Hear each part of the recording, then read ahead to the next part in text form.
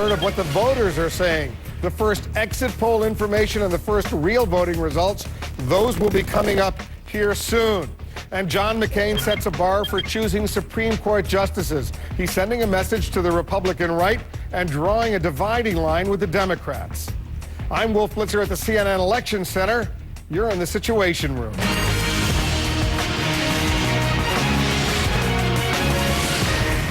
Just 2 hours from now, the first polling places close in Indiana, and the Democrats' latest primary drama will begin to play out in a big way. Heading into today's contest, Hillary Clinton was 4 points ahead of Barack Obama in Indiana when you average the latest state polls. And Obama led Clinton by 10 points in North Carolina. Up for grabs, 72 pledged delegates in Indiana and 115 in North Carolina. Expect a lot of action over the next several hours. The first real results, the vote results, will be coming in as polls close across Indiana and North Carolina. And we're about an hour or so away from bringing you the first exit poll information. The best political team on television is standing by to bring you up-to-the-minute coverage. Let's begin with our Suzanne Malveaux. She's in Indiana watching this story unfold. All right, Suzanne, set the stage for us. What happened?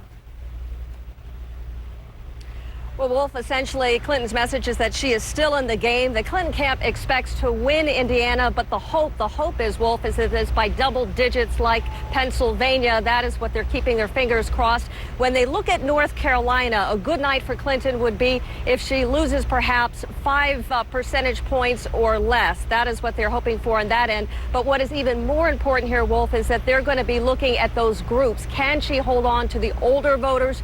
Female, working class, white voters? Does Barack Obama make some kind of inroads in those groups? If he does not, she can go to the superdelegates and say that she's got a legitimate case to stay in the race. Oh my gosh, having the best time. Rev up your engines. Today is going to be a hell of a ride. Hillary Clinton itching to take that victory lap at the Indy racetrack today. We need to get on the track in America and get toward the finish line to change this country. She says her campaign is going full throttle no matter what happens when polls close tonight.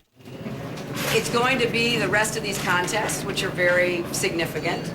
And then in June, if we haven't done it already, we're going to have to resolve Florida and Michigan.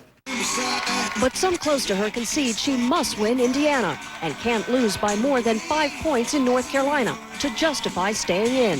Facing that reality, Clinton is also cautious. Life is unpredictable, racing's unpredictable, politics is unpredictable. So I'm just going to wait and see what the voters have to say. After 2 weeks of pounding the pavement across the state. She's been to Hammond, she's been to Whiting, she's been to Hobart, she's been to Crown Point, she's been to Maryville, she's been to Valparaiso. How about that? She's courting those voters most loyal, older, white, working class, trying to prove she is trustworthy and stands with the working people she says she'll fight for, promising to bring mandated universal health care, gas tax relief, and home foreclosure aid. Some people say I'm tough. Well, I think you got to be tough to go after the oil companies and the oil countries and get. Now, Wolf, there's no one that I've spoken to who believes that this is going to go to the August convention. They do believe that whatever happens with Florida and Michigan, it'll be resolved in June, along with the remaining contests. There is still a sense, Wolf, of optimism, of hope here, but there are some inside her camp who also believe that perhaps she's peaked too late.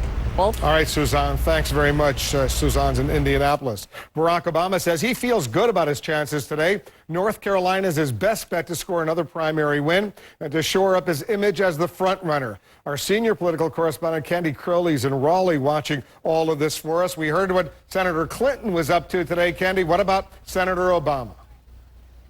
Well, this is a steady as she goes campaign. Obviously, they are looking for a win in North Carolina tonight. They are looking at Indiana. That, of course, much more iffy. In the end, what they would really like out of this evening going forward is a change in the conversation. How's it going, guys? Past midnight in Indianapolis, Barack Obama reached out to the night shift as they left an auto parts plant scheduled to shut down in 2010. Half the UAW workers will be out of a job. I'd love to have your support tomorrow. Thank you. He's been trying to connect in places like this, the plant he visited last night, the diner he visited in the early morning. Nice to see you. What kind of business you guys are? He wants to break Clinton's hold on working-class voters. People are much more familiar with Senator Clinton and President Clinton and their track record. You got to give them credit. They've been on the scene for 20 years, and so they're not going to go down easy. A brutal 8 weeks has not helped. Losing Ohio and Pennsylvania, and then Jeremiah Wright, followed by Obama's own words about bitter voters in small towns. It has all sown doubt. Any people still undecided here? Because I want to work on you. Despite his turbulent 2 months, Obama has maintained a lead in delegates. So what he needs tonight is not so much a game changer. He badly needs a mood changer. And while the Obama camp is fully prepared to hear more about the demographics and about the white working class vote, you can imagine, Wolf, that from here on out, there will be a very hard push by the Obama campaign about the mathematics. They still believe, and they have every reason to believe, that by the end of this process on June 3rd, he will still be ahead in pledged delegates. Wolf? Thanks, Candy, for that. The Democrats are pulling out the stops on the campaign trail in Indiana and North Carolina, as well as on the airwaves. Let's bring in our chief national correspondent, John King. He's here. How are these ads playing out? What are we seeing? Well, Wolf, let's start out in Indiana. It's a largely white state, only 9% African-American. So if we talked about in recent days, the keys for Barack Obama up here, some African-Americans in the Chicago suburbs, especially the city of Gary, Indianapolis down here. For Senator Clinton, we'll find out about the Catholic vote right in this area here, and we'll find out if she does as well with blue-collar voters like she did in Ohio and Pennsylvania right along here. The debate, as you note, has been about the economy. Barack Obama trying to prove he can win the supports of white, rural, working-class Democrats. So he's had an ad up on the economy down here in Evansville. Folks know we desperately need change. Gas near $4, jobs leaving, health care you can't afford. But the truth is... So you hear Barack Obama talking about gas near $4, health care you can't afford. Hillary Clinton counters by saying, sure, the economy is the #1 issue, but Barack Obama is not on your side. Obama? Right now, we're living paycheck to paycheck. He's attacking Hillary's plan to give you a break on gas prices because he doesn't have one. The price of gas going up. So Senator Clinton there, Wolf, clearly hoping that the gas tax holiday she has proposed along with Senator John McCain helps her out in this state. Indiana, a very white state, about 9% African-American. We will learn very early on if Barack Obama is getting the advantage of being a neighbor and doing better among the white working-class Democrats. He has struggled, of course, in other states. Over in North Carolina, it's a very different story here. What Senator Clinton is trying to do here is get the white rural vote out here, get the white rural vote down here. The biggest challenge for her, cut Barack Obama's margins among African-Americans. Remember Maya Angelou, the poet laureate in the Clinton administration? She's on TV for Senator Clinton here. Really longs for fair play. Now that's about cutting his margins, Barack Obama's margins among African Americans. That's one targeting effort by the Clinton campaign. Another is right up around Raleigh here. You have a modest but potentially significant, in the close election, Latino population. So Spanish language ads playing a role in the campaign here in North Carolina as well. We will learn a lot about this state, Wolf, what happens right in this area here. This is the research triangle. You have a lot of people with postgraduate degrees, a significant African-American population as well. Barack Obama should not only do well with African-Americans throughout here, but right here in the center of the state. If he's having any troubles in North Carolina, we will learn right there. We'll learn relatively early, too. All right, John, let's talk a little bit about Senator Clinton's effort to convince superdelegates, the undecided superdelegates, maybe those who have already decided who still could change their minds, that she is better positioned in November to win the Electoral College against John McCain. We have a new way of looking at this. We do. Now, certainly an upset in North Carolina tonight would help her make that case, Wolf. But what Senator Clinton wants to tell the superdelegates is that you want me to go up against John McCain in the fall, not Barack Obama. This is the map of the last election, 2004. The red is George W. Bush. The blue is John Kerry. I want to go to the side-by-side look here. This is the map of 2004. What Senator Clinton wants you to believe is that if she is the Democratic nominee, she can do this, that she will keep Pennsylvania. She says Barack Obama probably won't. She believes she can turn Ohio, like her husband did, back to the Democratic column. She believes she can turn West Virginia, like her husband did, back to the Democratic column. She believes she can be competitive down here in the state of Florida. If all that held true, Hillary Clinton says, look at me, I'm a much stronger November candidate than Barack Obama. But if we switch back to the map, the Obama camp will counter. They will say, you know what, we're strong out here, and we can do some business against John McCain out in Colorado. We could take a place like that away. He believes he can hold on to Pennsylvania, and Barack Obama as well believes he could keep Florida and perhaps compete in Virginia and some of these other states because of the African-American vote. So, Wolf, increasingly, you're fighting for Indiana, you're fighting for North Carolina, on to West Virginia and Kentucky, but to the superdelegates, both campaigns are arguing, you want me to be up against John McCain in November. At this moment, Hillary Clinton says she has the edge when it comes to the big states. Barack Obama, though, Wolf says, look at the national polls. We're both running about the same on John McCain. I can be just fine come November once I get the nomination. We'll be spending a lot of time with John over the next several hours. Thank you. Let's check in with Jack Cafferty right now. He's got the Cafferty file, Jack. What are the chances that 200 economists might know more about the gas tax holiday proposal than John McCain and Hillary Clinton do? Clinton and McCain would like to buy your vote for somewhere between $28 and $70, which is how much you'll save if their idea ever happens, which it won't. And if it does, I will eat an Exxon station. The economists, all 200 of them, include 4 Nobel Prize winners, advisors to past presidents, and Republicans as well as Democrats, some of whom are Clinton supporters. They all signed a letter rejecting the candidates' plans for the summertime tax relief. They say it would simply generate more profits for the oil companies instead of significantly lowering prices for consumers. They also say it would encourage people to keep buying expensive imported oil instead of conserving.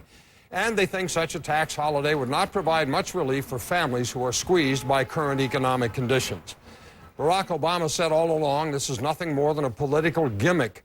Top House Democrats, including Speaker Nancy Pelosi, Chairman of the Financial Services Committee Barney Frank, have also come out against these ideas. But Clinton and McCain don't seem to be paying too much attention to the critics. Meanwhile, Goldman Sachs was out with a report this morning that crude oil could rise to $200 a barrel within the next 24 months. Where are Clinton and McCain on that? The answer is nowhere. They're trying to buy your vote for 18 cents a gallon for 3 months. Here's the question. What does it mean when more than 200 economists say the McCain-Clinton gas tax holiday is a bad idea? Go to CNN.com/Cafferty file. You can post a comment on my blog. Jack, thank you. There's a new speculation underway right now that the Senate Majority Leader is a secret supporter of Hillary Clinton. Up next, I'll ask Harry Reid about that and where he stands in the debate over a gas tax holiday. Also coming up, we're standing by for the first results from our exit polling in North Carolina and Indiana. We're going to be giving you an early sense of what the primary voters are actually thinking on this day. And John McCain often shies away from the subject. So why is he suddenly talking about the way he'd choose judges? Stay with us. You're in the Situation Room.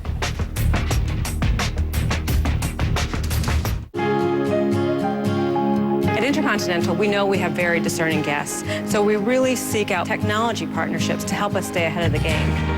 At our newest location in San Francisco, we've partnered with Nortel to deliver a guest experience that's unsurpassed. By unifying communications, we can create a more personalized experience that enables our guests to get out into the city and truly experience what they're looking for. Business leaders with a vision, a technology partner with a solution. Why make it hard when you can make it simple? On DVD today, critics everywhere agree it's one of the most dazzling films of the year. I'm Not There. Rated R. Rented exclusively at Blockbuster or on the 2-disc collector's edition on DVD today. Tonight on CNN, the critical Indiana and North Carolina primaries. The night that could change the face of this race. Live from the CNN Election Center, tonight, 7 Eastern. Candidates of change? Jeff Merkley said raising money during session was inherently inappropriate and then banned it. Then Merkley took tens of thousands, breaking his own rule. Steve Novick, the Oregonian, calls him the liberal champion of government spending. They say Novick doesn't tolerate taxes, he celebrates them. Jeff Merkley, Steve Novick. More of the same when it's time for a change. I'm Gordon Smith, and I approve this ad. Hey, do you know anything about Comcast HD? Not more than satellite, though, right? Really? Hey, do you mind grabbing me a coffee? No, just regular coffee, 2 sugars. Thanks. Comcast has more HD. More than satellite, more than anyone. Comcast HD. More, more, more. Notes from North Korea. CNN Saturday and Sunday night, 8 Eastern. 28 Democratic members of Congress issued a statement today rejecting the idea of a temporary suspension of the federal gas tax. Almost all of them are supporters of Barack Obama. He also opposes a gas tax holiday, while Hillary Clinton supports it. And joining us now in Washington, Senator Harry Reid. He's the majority leader. He's also the author of a brand new book entitled The Good Fight, Hard Lessons from Searchlight to Washington. Thanks very much, Senator, for coming in. Thanks for writing this book. I want to talk about the book in a moment, but I want to pick your brain on what's going on right now. We're on the eve of two very important primaries in North Carolina and in Indiana. One of the big issues was this gas tax holiday. Who are you with when it comes to this gas tax holiday? Are you with Senator Clinton's proposal or Senator Obama's proposal? We're going to come up with our own package tomorrow, which won't be Clinton or Obama's. It will be the Senate Democrats. We're going to announce that tomorrow. We have a press conference tomorrow afternoon.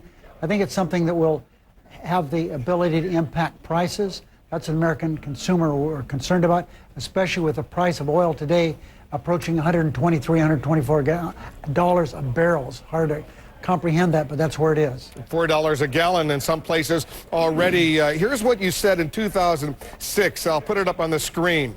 Now that gas prices are skyrocketing and Americans are struggling just to fill their gas tanks, Congress must act to ease the burden. Passing a federal gas tax holiday and repealing the tax giveaways in the Bush energy bill is a good start. Is that still where you stand right now? We've done a lot since then. Not as much as we need to do. For example, we did raise the CAFE standards. That was good. We've tried to get where we need to go with renewable energy. That is a tax credit to create tens of thousands of jobs and to lessen our dependence on foreign oil. And we have not gotten there. We have gotten 59 votes. We needed 60. The Republicans stopped us on that issue, but we're going to keep pushing. Will your proposal tomorrow, and I know you don't want to release all the details, include this notion of a gas tax holiday? No. You've decided that's not necessarily a good idea right now? It's not what we're going to do. We're not going to interject ourselves in the presidential election. So you don't want to take sides between these two Democrats? And you're still neutral right now. Correct me if I'm wrong. Oh, absolutely right. I think that people have to just relax, be patient.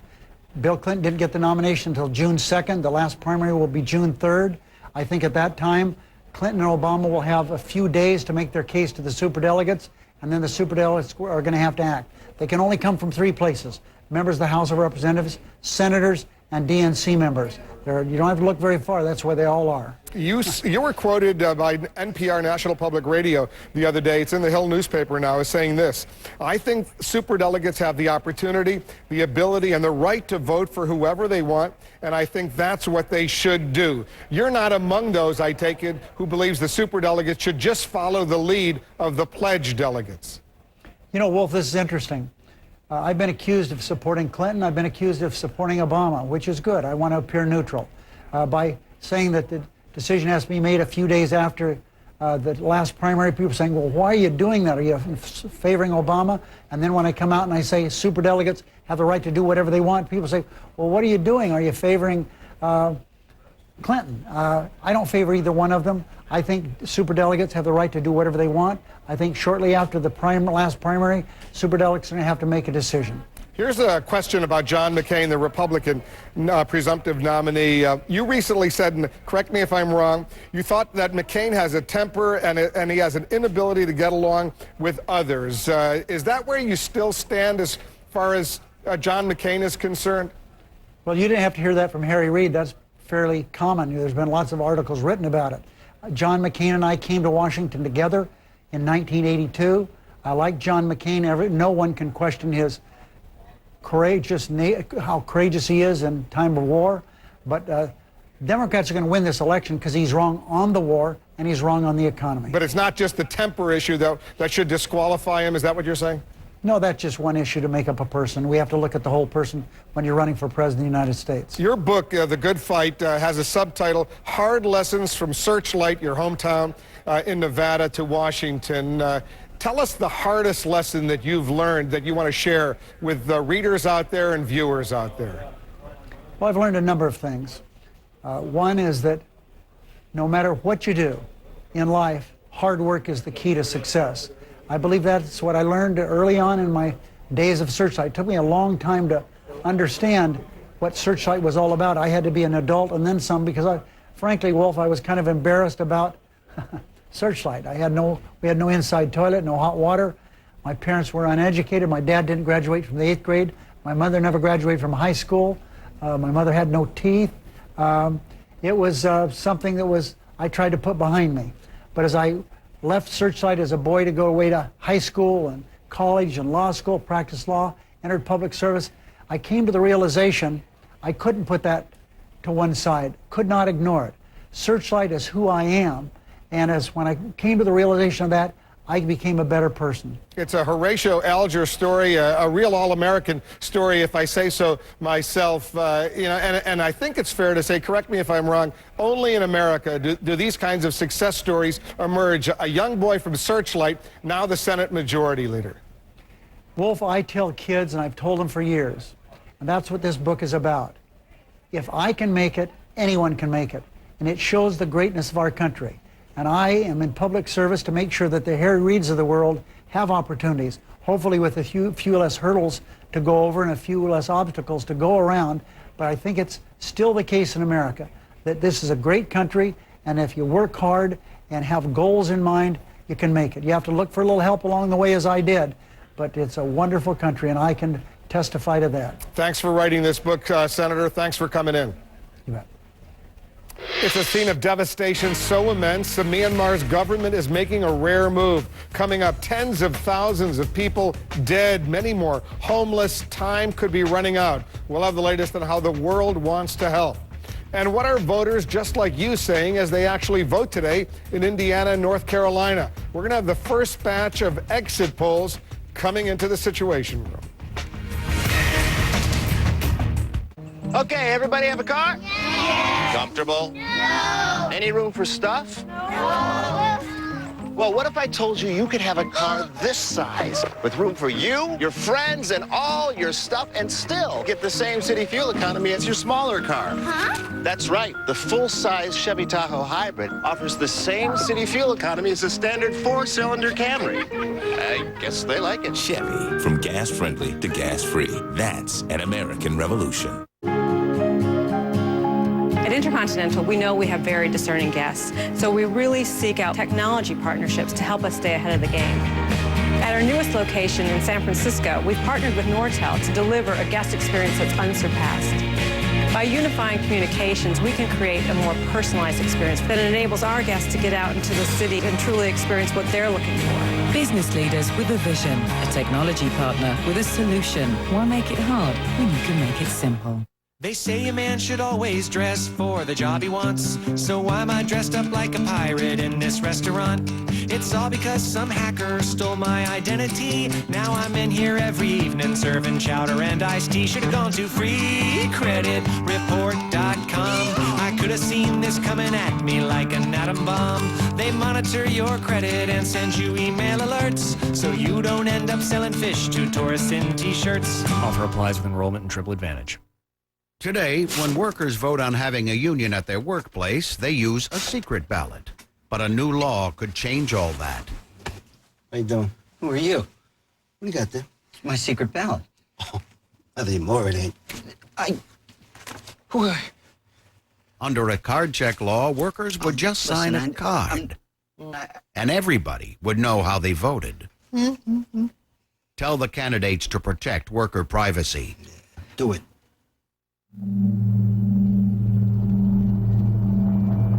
What if your cell phone calls, your television, your GPS system, even your bank transactions could be taken out with a single missile? They can.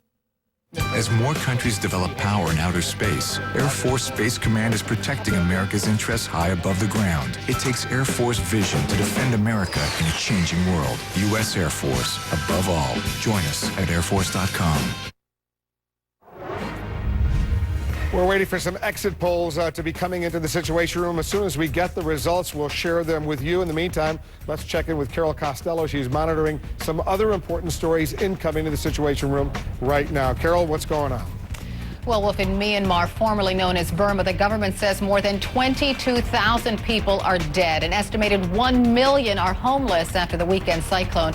In some areas, bodies are being dumped in rivers, and electricity, food, and water are scarce or impossible to come by. The U.S. pledges an initial $3.25 million to help, and President Bush is urging Myanmar's military government to let disaster assessment teams in. A government agency that protects government whistleblowers and shields other federal employees is raided. The FBI searched the Office of Special Counsel today. Law enforcement sources say agents seized computers belonging to the agency chief, Scott Block.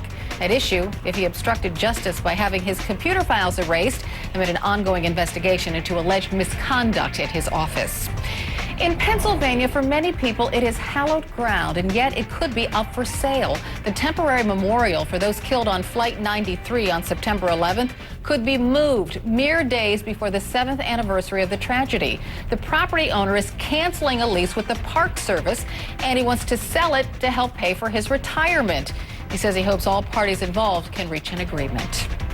And what if you could fix the price you pay for gas for the next 3 years? Well, Chrysler says you can. The automaker is offering gas at $2.99 a gallon for 3 years when you buy or lease. You'll get a card to charge your gas at that set price, and Chrysler will pay for anything over $2.99. The company says the deal ends on June 2nd. Back to you, Wolf. All right, Carol, thank you. We're only couple hours or so away from the polls closing in North Carolina and Indiana, but what will tonight's outcome mean for Hillary Clinton and Barack Obama? Our Bill Schneider is looking at specific scenarios and how each could dramatically change this race. And John McCain does something he hardly ever does. You're going to want to hear what it is and why it's apparently designed to court conservatives on this day. Stay with us. You're in the Situation. I'm proud of what we're doing down here in Garyville, Louisiana. Marathon is using the cleanest, safest, and newest technologies to expand our refinery. It's a $3.2 billion investment so that by 2010, America will have another 7.5 million gallons of clean fuel every day. This is the fuel we need to get to work, to run our businesses, and to keep the country moving. I'm very proud to be a part of this expansion. Stepping up, that's Marathon. Yeah, no, but this shit, so. The fastest starting camera of its kind is here. Yes, it's happening right The now. new Nikon Coolpix S600. I don't know why. No, they don't think I know. Its speed makes it amazing. Its lens makes it a Nikon. The new Nikon S600. I'll send you copies. Get your pics onto Ashton's Nikon at ashtonscoolpix.com and check out the new Nikon P80 with an 18x zoom. It started out as, I think I can, and eventually became, I knew I could. The Acadia from GMC. With luxury, safety, and seating for up to 8, it's redefining the category. The Acadia from GMC. Engineering that happens when you never say never. If your bike won't start, try changing the spark plug.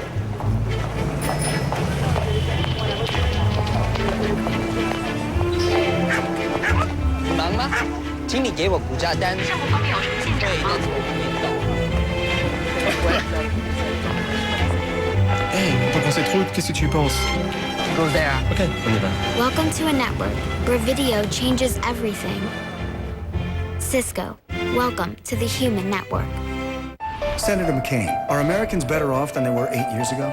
I think you could argue that Americans overall are better off because we have had a pretty good, prosperous time with low unemployment, low inflation. A lot of good things have happened. A lot of jobs have been created. I think we are better off overall. Do you feel better off? The Democratic National Committee is responsible for the content of this advertising. Wherever you are now, wherever you see yourself going, it's important to have a reliable way to reach your destination. From your first business loan to setting up a 401k plan, the capital for international expansion. Ready? At Regions, we're helping more businesses reach their destinations every day. Regions, it's time to expect more. To our viewers, you're in the Situation Room happening now. Oil prices hitting a record, topping $122 a barrel. Is Hillary Clinton right by saying the government should go after these oil companies? Or is Barack Obama right in saying Clinton is simply pandering to get elected? Clinton has positioned herself as a champion of the working class and is winning their votes. Some people say that's a pretty amazing feat, considering her life of privilege growing up and as First Lady, and as a member of one of the most exclusive bodies in the world. And wondering who John and Elizabeth Edwards will endorse? They're now ready to talk about what they like and what they don't like about both Obama and Clinton. I'm Wolf Blitzer at the CNN Election Center. You're in the Situation Room.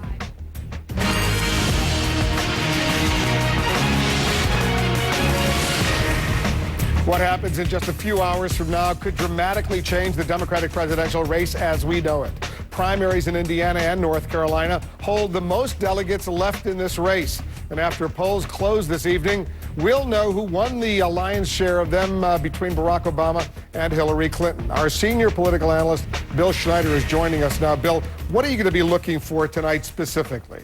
Evidence that the economy is reshaping this campaign. There are three possible outcomes of today's primaries. One, Barack Obama wins Indiana and North Carolina. Result, game over. Superdelegates move to crown Obama the winner. Two, split decision. Result, game goes on. How long? Until the party decides what to do with the Florida and Michigan delegates. Three, Clinton wins Indiana and North Carolina. Result, new game. She needs a game changer. She needs two game changers. Could that happen? Life is unpredictable, racing's unpredictable, politics is unpredictable. Here's what makes this race so unpredictable: the economy. For the last 6 months, the number of Americans who say the U.S. economy is in a recession has been rising. It's now 79%, same as in 1992, when the economy got another candidate named Clinton elected. Now this Clinton is trying to claim the economy as her issue. I am well prepared to be the president who we can count on to get in there and on that first day be the commander-in-chief that our troops and our country deserve to have.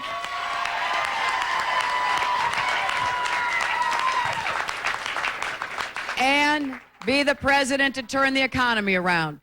Look what's been happening in the primaries. In Missouri on February 5th, Democrats who said the economy was their top concern voted 51 to 47% for Clinton over Obama, a 4-point lead for Clinton. A month later in Ohio, Democrats who said the economy was their top concern gave Clinton a 12-point lead over Obama. 2 weeks ago in Pennsylvania, Democrats who said the economy was their top concern gave Clinton an 18-point lead. What's behind Clinton's gains in the late primaries? The economy's stupid, but will it be enough to change the game? Well, Wolf, we'll see tonight. Fairly soon. All right. Thanks very much, Bill, for that. In a last-minute push, the Obama and Clinton campaigns are urging supporters online to make calls in North Carolina and Indiana to get voters to the polls. Let's bring in our internet reporter, Abby Tatton. She's watching the story for us. So are they doing a good job reaching these voters, Abby? Well, you can get an idea of how it's going, Wolf, from this counter here that the Barack Obama campaign has placed at their website. They set a goal of 1 million calls to be made over about 10 days, culminating in the primaries today. We've been watching this counter, and it's been going up by about 10,000 calls an hour as supporters of the Barack Obama campaign, wherever they may be in the country, make calls to one of the states, to Indiana and North Carolina, the states voting today. And they're accessing online a script and also a list of phone numbers so they can make the calls from the comfort of their own homes, wherever those may be. This is a web strategy that we've seen developing as this election has gone on and as the email lists of these campaigns have grown and grown. The Hillary Clinton campaign reaching out to their supporters last night through a text messaging system on text messaging, asking them to get on the phones and start to make the calls. And you can see people posting on their blogs that this is urgent, even in these last hours, to get the phone calls out to the supporters and get them to the polls. Wolf. It's amazing what's going on out there. A whole new technology getting the vote out. All right, thanks very much, Abby, for that. John McCain is casting his lot with President Bush today on a subject many conservatives deeply care about. Is he telling voters on the right what they want to hear? Also, can Barack Obama break Hillary Clinton's hold on those blue-collar voters? We're going to bring you the first exit polls. They're coming into the Situation Room from Indiana and North Carolina very soon. We're standing by for that and more. Also, our strategy session. And later, the Indiana Senator Evan Bayh. How does he explain his support for Hillary Clinton when the delegate math apparently is working against her? Stick around. You're in the Situation Room. Strategy Session, brought to you by Bristol Myers Squibb Sanofi Pharmaceuticals. If you've had a heart attack caused by a completely blocked artery, another heart attack could be lurking, waiting to strike. A heart attack caused by a clot, one that could be fatal. But Plavix helps save lives. Plavix, taken with other heart medicines, goes beyond what other heart medicines do alone to provide greater protection against heart attack or stroke and even death by helping to keep blood platelets from sticking together and forming clots. Ask your doctor about Plavix, protection that helps save lives. If you have a stomach ulcer or other condition that causes bleeding, you should not use Plavix. When taking Plavix alone or with some other medicines, including aspirin, the risk of bleeding may increase. So tell me before planning surgery. And always talk to me before taking aspirin or other medicines with Plavix, especially if you've had a stroke. If you develop fever, unexplained weakness, or confusion, tell me promptly, as these may be signs of a rare but potentially life-threatening condition called TTP, which has been reported rarely, sometimes in less than 2 weeks after starting therapy. Other rare but serious side effects may occur. If you take Plavix with other heart medicines, continuing to do so will help increase your protection against a future heart attack or stroke beyond your other heart medicines alone. You may be feeling better, but your risk never goes away. Help stay protected. Stay with Plavix.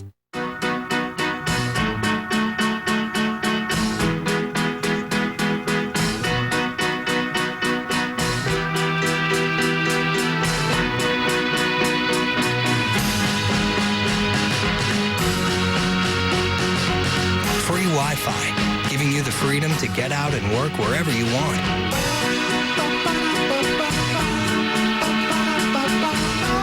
Free Wi-Fi at Courtyard.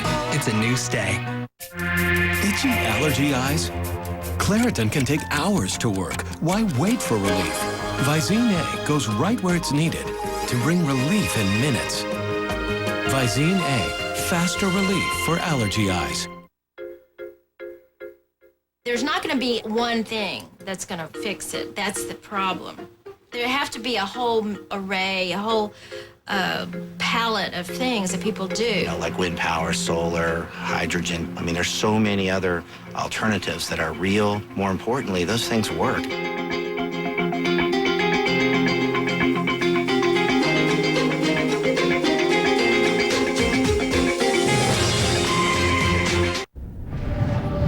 Anyone can see the obvious, but seeing the potential hidden beneath the surface takes a gift few possess. At Oppenheimer Funds, our investment experts have the talent to look beyond what is, to see the value of what can be, which is why so many investors trust us to help their retirement plans take shape. Oppenheimer Funds, the right way to invest. Carefully consider fund investment objectives, risks, charges, and expenses. Call your advisor for a prospectus with this and other fund information. Read it carefully before investing. Today, John McCain is driving home a big difference with the Democrats, and he's doing it from one of the states where Hillary Clinton and Barack Obama are engaged in a battle right now. That would be North Carolina. Our Dana Bash is joining us now from Winston-Salem. She's watching this story for us. McCain is setting a bar for how he'd choose federal judges. What did he say, Dana? Well, you know, as you know, Wolf, who a president puts on the courts is really a big issue because the courts affect large issues that really determine a wide range of issues that affect people's lives, from abortion to guns, even to land use. And we've been talking a lot lately about the fact that John McCain has been trying to create an image of a different kind of Republican. But on the issue of judges, he made very clear here he follows a conservative philosophy.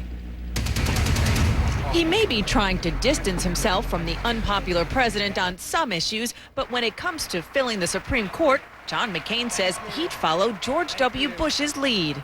I will look for people in the cast of John Roberts, Samuel Alito, and my friend, the late William Rehnquist, jurists of the highest caliber who know their own minds and know the law and know the difference.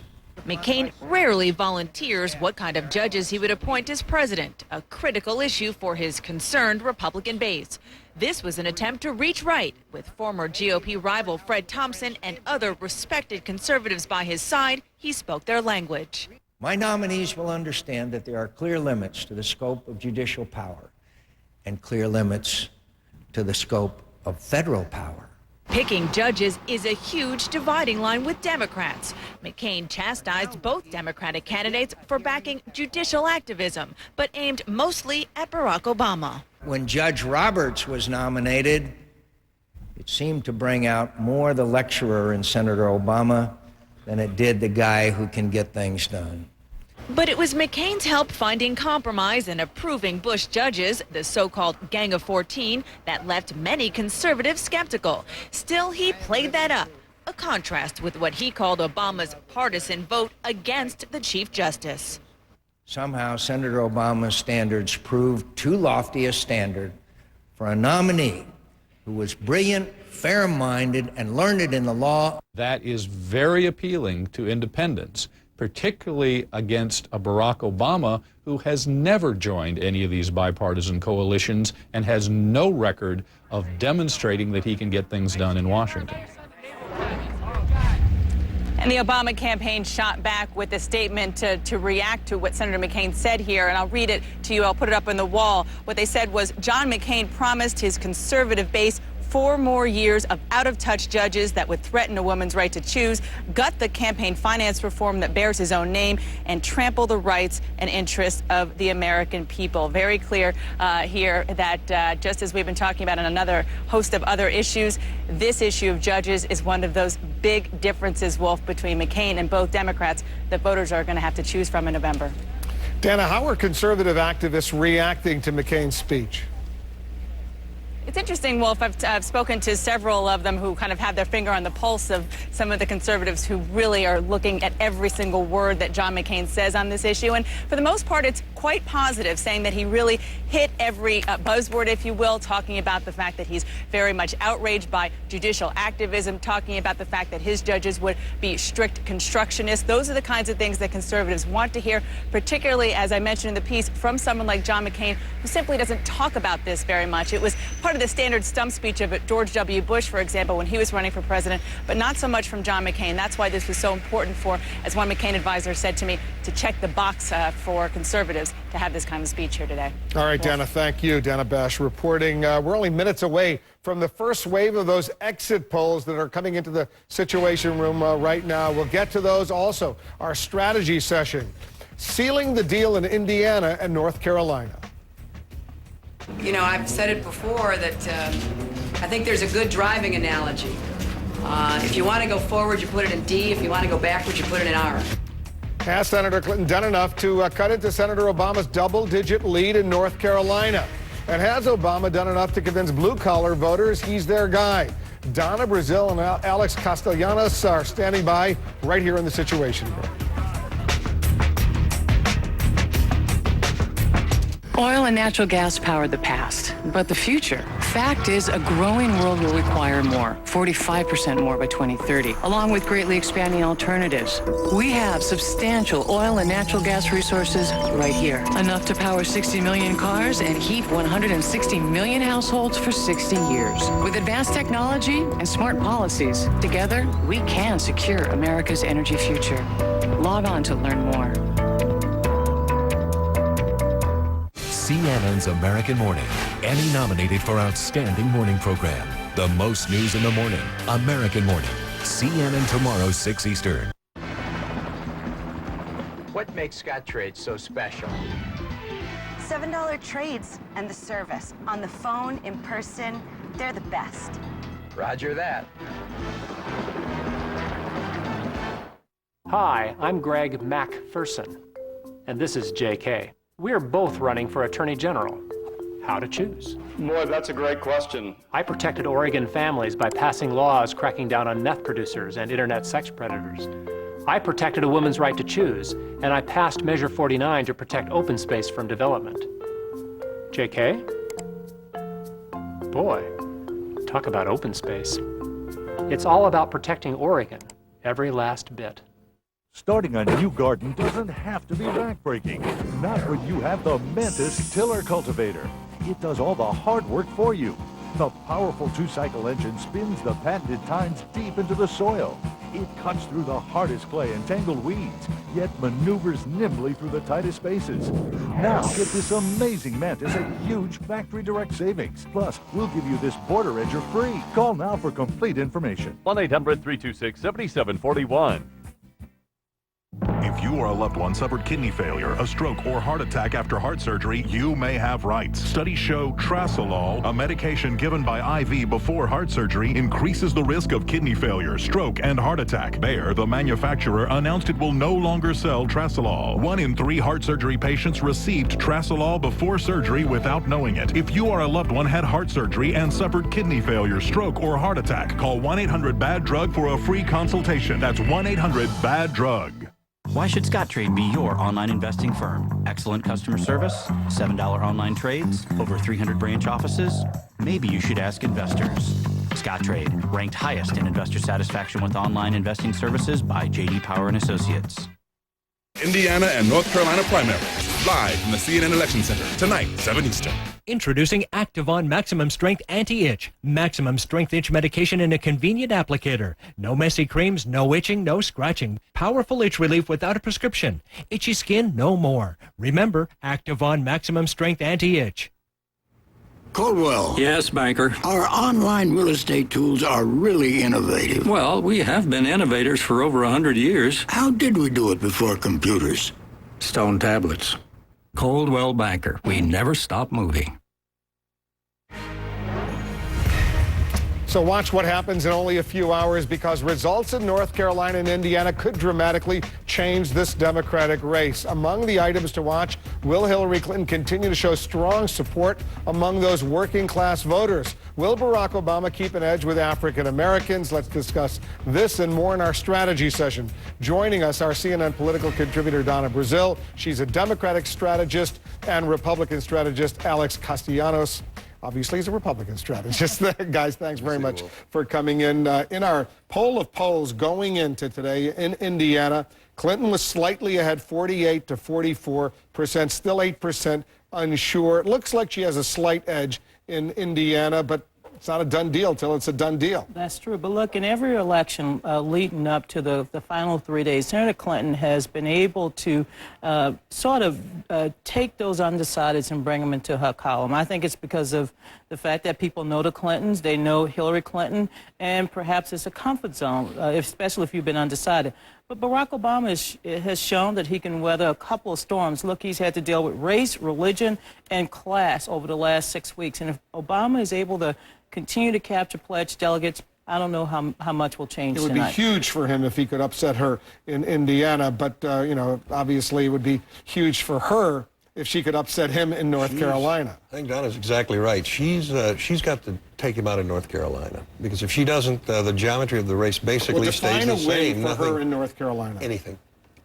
I think coming close is not a win. But if she wins by a vote, then all of a sudden there's doubt. He's doing the rope-a-dope strategy at the end of the fight. He's ahead on points, and he thinks, well, if I can just sit on the ropes, I can wait this one out. He's got to be careful that he doesn't get knocked out. Because in North Carolina, our poll of polls has him with a 10-point advantage going into today. 51% for Obama, 41% for Clinton, 8% unsure. It would be a huge come-from-behind victory for her if she were to stun him in North Carolina. Look, Bill Clinton has been knocking on every door south of Charlotte and Jacksonville, North Carolina. I wouldn't be surprised. But, Wolf, I think at the end of the day, if the Clinton campaign would like us to focus on psychology and not math, the Obama campaign says let's do the math. But the psychology of winning both states would be a game changer. But right now, it's still math, and he's leading. And she's not running a campaign to win. She's running a campaign to stop Barack Obama. She's transformed herself once again. She had her Southern accent on again today. You know, we got to stop wringing our hands, that kind of thing. She's doing everything but wearing, you know, bib overalls, I think, down in North Carolina.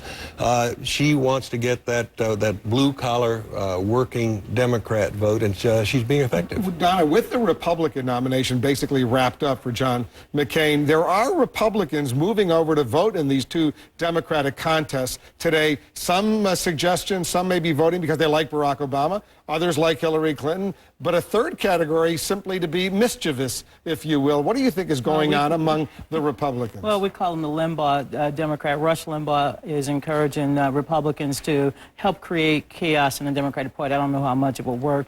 I do believe that in Indiana you have what we call an open registration. You can go in and just grab any ballot.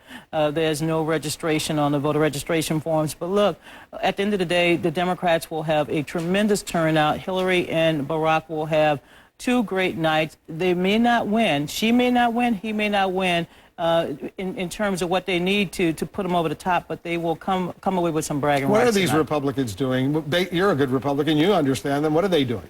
You know, the Clintons have incited such emotions in Republicans over the years that you get Republicans who any chance they get to vote against a Clinton may do so. And then on the other side, you also have some Republicans who I think have found something in Barack Obama's transformational message. You know, we can be better than we are. We can all come together and do something. So I don't think it's just strategic voting that Republicans want to cause chaos in the Democratic Party. This is democracy at work. You think it's going to be a split decision tonight? I think so, based on the early polls, and also based on the fact that I think Senator Clinton has tremendous support in Indiana. I mean, people talk about the Northwest Corridor, Gary, Indiana. Basically a suburb of Chicago. But she has a former governor, Evan Bayh. He is an institution in Indiana, like Ed Rendell in the state of Pennsylvania. She also had the governor of North Carolina came out. So I don't write Hillary Clinton off. I've never written off. I didn't write off in New Hampshire. I won't write off tonight. But I also believe that this is Obama's moment to show that he can not only stand against all of the things that have come against him, but he can also rise He's going to be here in a few minutes. Evan Bayh, we'll speak to him. Split decision. What does that say to you? What happens next? We wait next week for West Virginia. Well, I think it puts the Democrats on the spot, because what that means is that at some point, geometry won't change. Barack Obama, it's still his. They'd have to take it away from him at the convention. I don't think the Democratic Party is going to let that happen. So they're going to have to take the family dog to the vet. It's not something we want to do. The Democrats love the Clintons, but the time has come after June 3rd in the last primary. Somebody's going to have to sit down and say this has got to end. But the math favors are apparently in West Virginia next Tuesday, a week from today, is based on the polls there. Barack Obama is about 276 delegates short. 136 delegates will put him in the lead in terms of earned delegates. So I don't know if it's about the math. No, I'm just talking about West Virginia. If she were to pull out a win next Tuesday, she can win the remaining eight primaries. But the math is the math. And again, if you want to change the subject to psychology, that's a whole different topic. But right now, the math still matters in terms of who wins the nomination. Of the last 6 big primaries coming up after this, none of them, I think, have over 10% black vote, unlike North Carolina, in which it's 40% or so. So, no, they're not good for Barack Obama, but it does not matter. Well, you know, if you go by that, Barack Obama would not even be in this position, because African Americans make up 12% of the population. Yes, there's an overwhelming number of African Americans in some states, but let's give the voters in Iowa and all the other states that have voted for Obama some credit, because they voted for the candidate of their choice. We're going to give all these voters a lot of credit, guys. I love them all. We'll see you later. Thanks very much. So should you brace yourself for even higher gas prices, oil prices hitting a record, topping $122 a barrel today? Hillary Clinton says go after the oil companies. Barack Obama claims she's saying that to simply get elected. And we're closer to poll closings in Indiana and North Carolina. What are the voters thinking about all of this as they actually vote? We'll have the first batch of exit polls coming into the situation. Closed captioning hours provided by Gold Bond Body Powder, the powder with the power. Gold Bond medicated powder gives you the power to do it all. Its cooling rush fights itch and keeps you dry. Gold Bond, the powder with the power. Mary King tonight. Tuesday primary showdown. Clinton and Obama battle for the Democratic nomination. Can either candidate strike a decisive blow? Election results from Indiana and North Carolina on Larry King Live. CNN tonight at midnight. It's a lovely day. What are you going to miss when you have an allergy attack? Benadryl is more effective than the leading allergy medicine at relieving your worst symptoms and works when you need it most. Benadryl, you can't pause life. It seems so exceptional. The things just work out after all. It's just another. Sometimes everything works in harmony. Other times it doesn't. That's why it's important to have all your prescriptions at CVS Pharmacy, so our pharmacists can check to make sure they work together. CVS Pharmacy, for all the ways you care. Nice flight, Captain.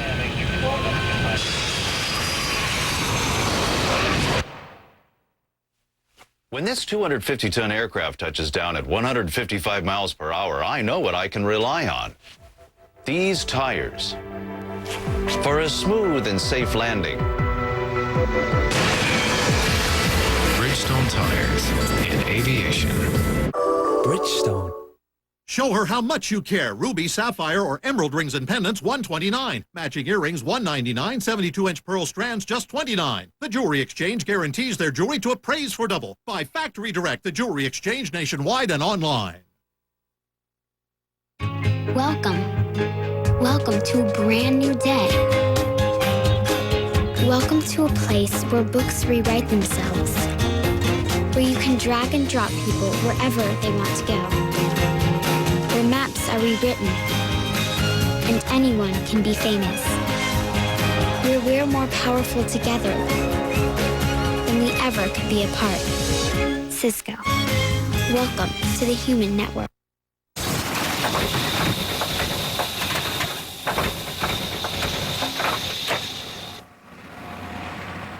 What if you had to go to work, no matter how hurt or sick you were? That's the reality for millions of Americans who are just one accident or illness away from financial ruin. What can I get for you? Tell the candidates and our leaders they must fix the healthcare and financial crisis in this country at dividedwefail.org. Coverage of America Votes 2008 is brought to you by Cisco. Welcome to the Human Network. And by Divided We Fail.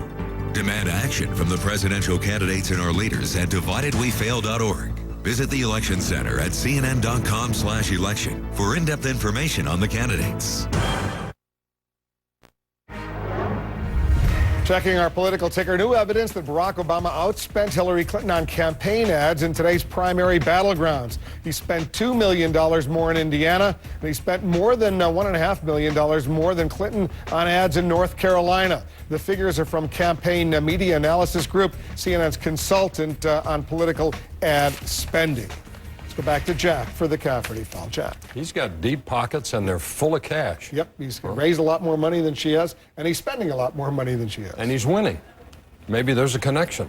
The question this hour is, what does it mean when more than 200 economists say that this Clinton-McCain gas tax holiday is a bad idea? 200, including some Nobel Prize winners.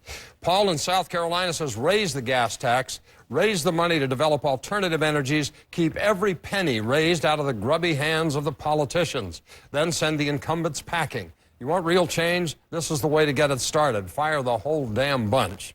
There's a guy after my own heart. Greg in Oak Park, Illinois. Well, sir, that depends.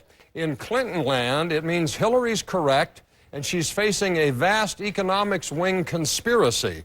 In this reality, it means that it's an incredibly dumb idea that has no chance of passing and would lay off thousands of road construction workers who in all probability would prefer to stay employed and feed their families. But don't worry about it, Jack. In a month, she'll just say that she misspoke. Peter in Texas writes, those over 200 economists must still have jobs. They can afford to speculate on ideas and concepts, and if they're wrong, so what? no blood, no foul. I'll take any help I can get, even if it's only 18 cents a gallon. I'll take it. Only a fool would deny 18 cents off at the pumps. I'm willing to bet those same 200 economists would not refuse the discount when they fill up either. Randy in Illinois writes, most economists say it's a bad idea because that's what it is. It's a bad idea. In Illinois, where I'm from and Obama's from, they tried it. They cut the gas tax. Price went up. Samantha writes, the weekend of summer tax-free gas proposals are only minor help. I want a candidate to come forward and say, one, we're too dependent on foreign countries and their prices. Two, we need more offshore drilling here off the U.S. coasts. And three, what about immediately starting more oil refineries and implementing windmill-powered energy? And finally, Brad in Chicago says, Jack, I completely agree with you. But I hope you're wrong, because watching you eat an Exxon station would be very entertaining. If you didn't see your email here, you can go to my blog at cnn.com/Cafferty File. Look for yours there, along with hundreds of others. Well, Jack, thank you for that. And to our viewers, you're in the Situation Room. Happening now, the Obama-Clinton showdown. Only moments away, the first exit polls in today's crucial Democratic primaries. We're getting a closer look at what's on the minds of the voters as they cast their ballots in Indiana and North Carolina. Gas price politics, oil reaching another new high, and the candidates rev up their engines in a fierce debate over how to lower your price at the pump. And the Edwards factor. The former candidate and his wife take turns praising and criticizing Clinton and Obama. How much clout do they have? I'm Wolf Blitzer at the CNN Election Center. You're in the Situation Room.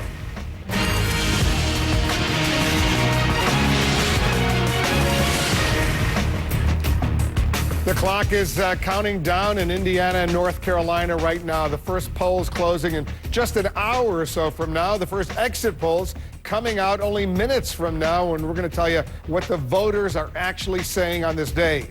With every vote still crucial, Barack Obama and Hillary Clinton are making last-ditch efforts and last-minute speeches. Obama leads the overall delegate count with 1,745. Clinton's total is 1,602. 72 candidates are at stake. Delegates are at stake today in Indiana, 115 in North Carolina. Let's go to CNN's Jessica Yellen. She's in Indianapolis watching all of this for us. A lot of people say make or break. We've heard that a lot over these past few months. What's going on today, Jessica? Well, the candidates have been campaigning so furiously in the last few days, you'd think that the entire nomination rests on the outcome of today's vote. High speed, high stakes. The Indy 500, a fitting stop on this closely watched primary day. I think there's a good driving analogy. If you want to go forward, you put it in D. If you want to go backwards, you put it in R. Hillary Clinton posed there with Sarah Fisher. She helped break racing's glass ceiling. Get it? Senator Obama is also going at full throttle. Campaigning hard. I've been up since 5 o'clock. Going to keep on going until we win. He says he's feeling good, but expects today's results to be close.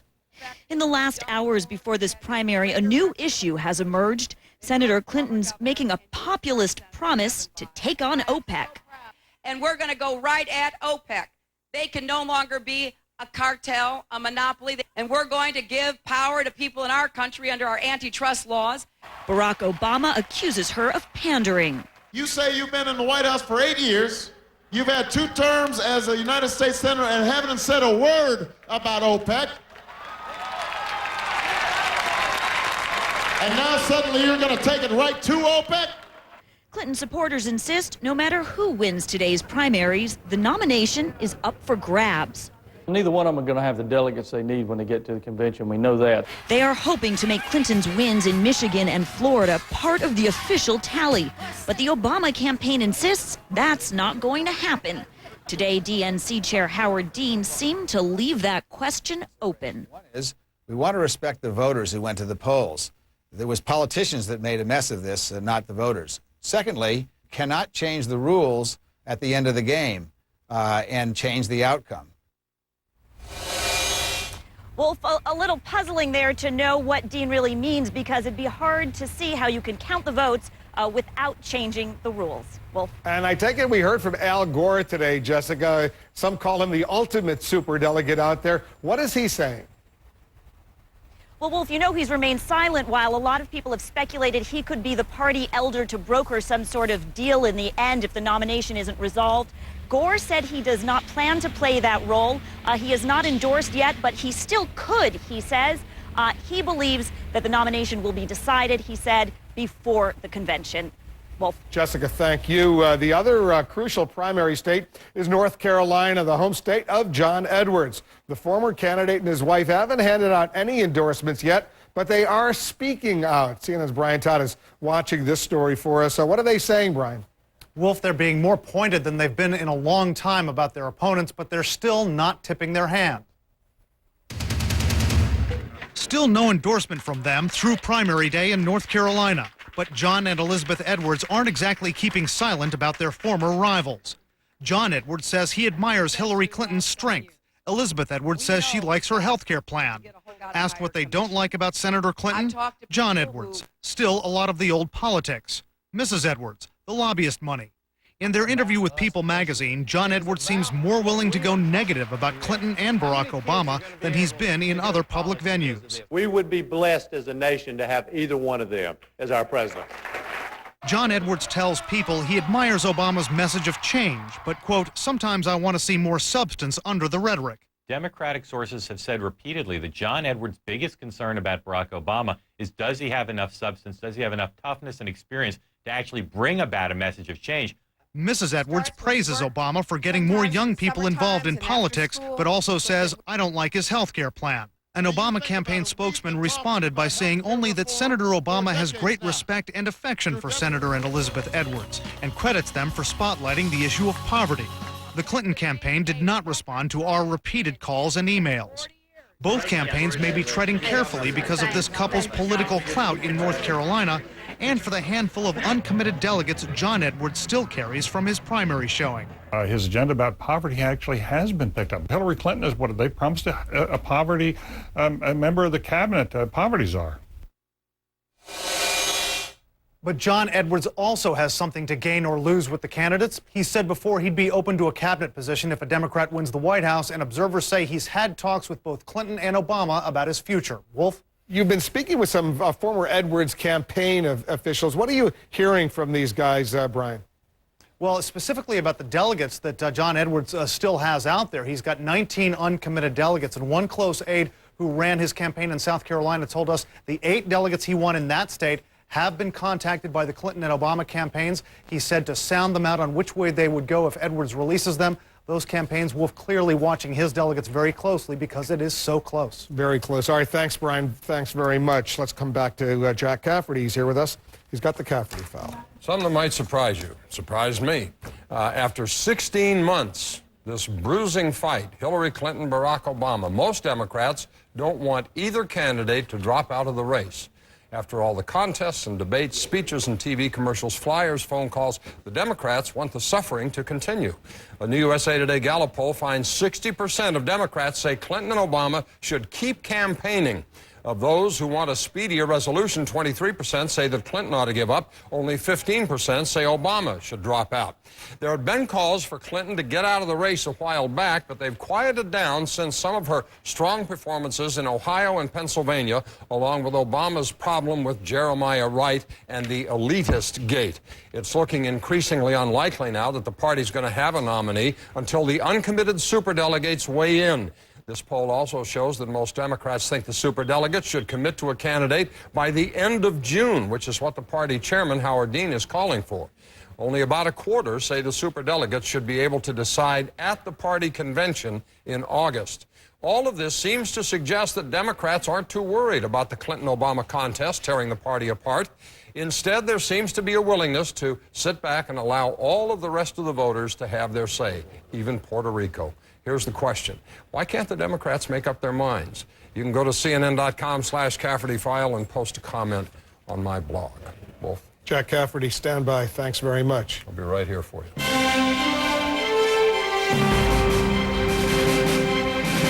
Let's go right to Bill Schneider. He's getting the first exit poll numbers coming into the Situation Room. What are we learning, Bill?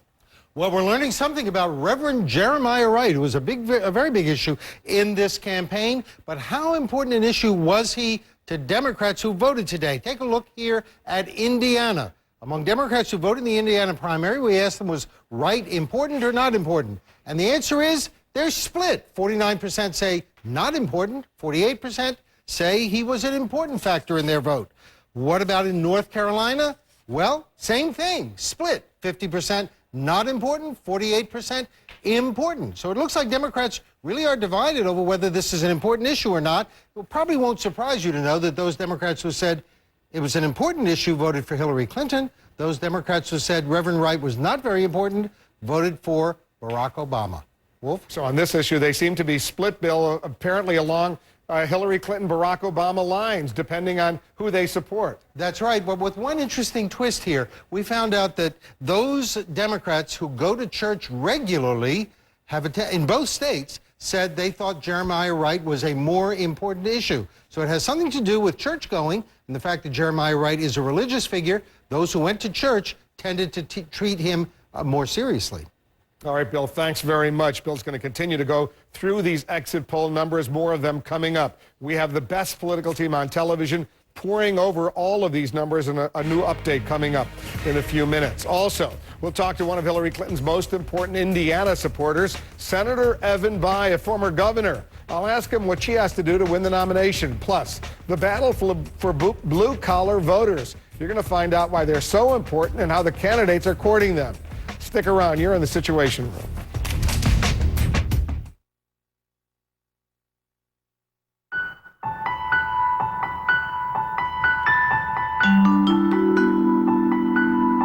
What do you get when a financial firm with 80,000 people in 50 countries takes the time to understand your needs as if it's just the two of you?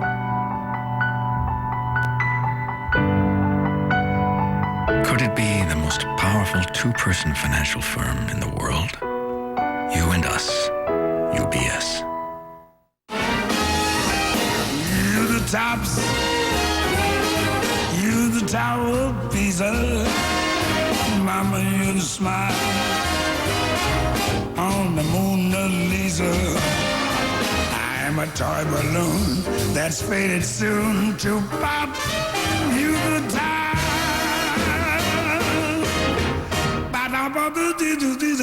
Give Mom something to sing about. That's the magic of Macy's.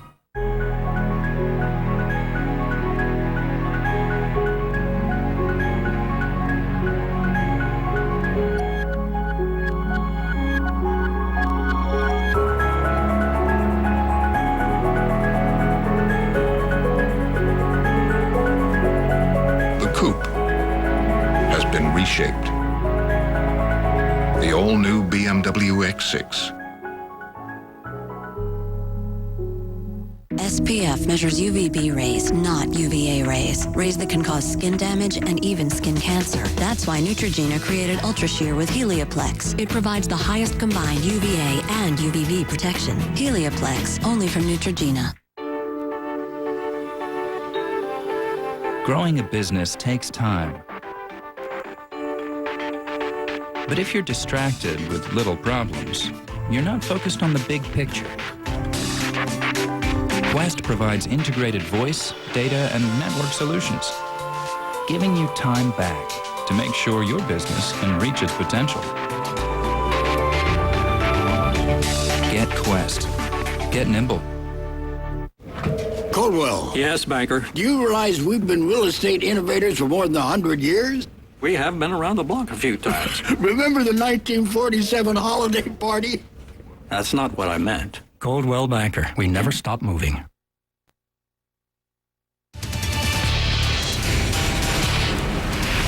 Let's go right back to Bill Schneider, who's getting some more exit poll results on this important day. What are we learning, Bill? We're learning that the recession, and Democrats overwhelmingly agree it is a recession, is a big issue.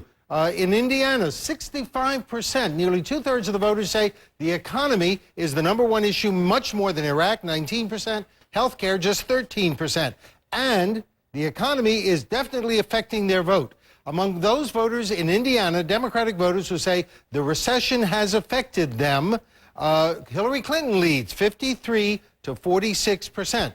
Among those Democrats who say the recession has not affected them very much, Barack Obama leads 54 to 46%.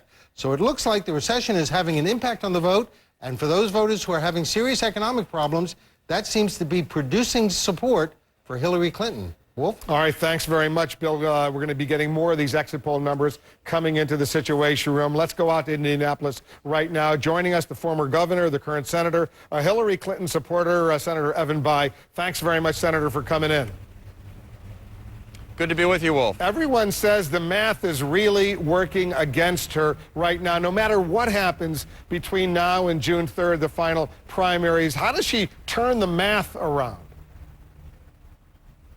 Well, Wolf, we'd like to think we're kind of important here tonight in our state. And if she starts winning in places like Indiana, Kentucky, West Virginia, I think that will begin to turn the math around. And ultimately, if she can prevail in the total popular vote, so that Senator Obama has more pledged delegates, but she has more actual voters, then I think the superdelegates will begin to look at things like electability. Who has the best chance to beat John McCain? And so it's that kind of dynamic that needs to take place and can take place. But since Super Tuesday, the superdelegates, by our estimates, they seem to have gone about 3-1 in favor of Obama. They seem to be moving in his direction, even though he's lost some very important primaries in recent weeks. So how do you explain that? Well, he did have a stretch there where he won, I think, 11 states in a row. And so all those states have committee chairmen and congressional members and that sort of thing. But she's been doing better since Pennsylvania. And I think particularly, if she does well here in our state, it's very close. I don't know which way it's going to go. But then she goes on next week, I think, is West Virginia. And then after that in Kentucky, I think then you can begin to see people begin to reevaluate. And you look at some of the numbers now, Wolf. She runs about 8 points better than Barack in Ohio, about 11 points better in Florida. And you look at some of the key constituencies, seniors, women, independents, blue-collar voters, she does better among those groups. And so, again, if she can win the popular vote, I think that's important, then we'll have to look at things like electability. What do you say to those critics, including Barack Obama, who say she's simply pandering for votes by agreeing with John McCain that there should be a 3-month gas tax holiday? Well, I'd say a couple things, Wolf. Barack's a good guy.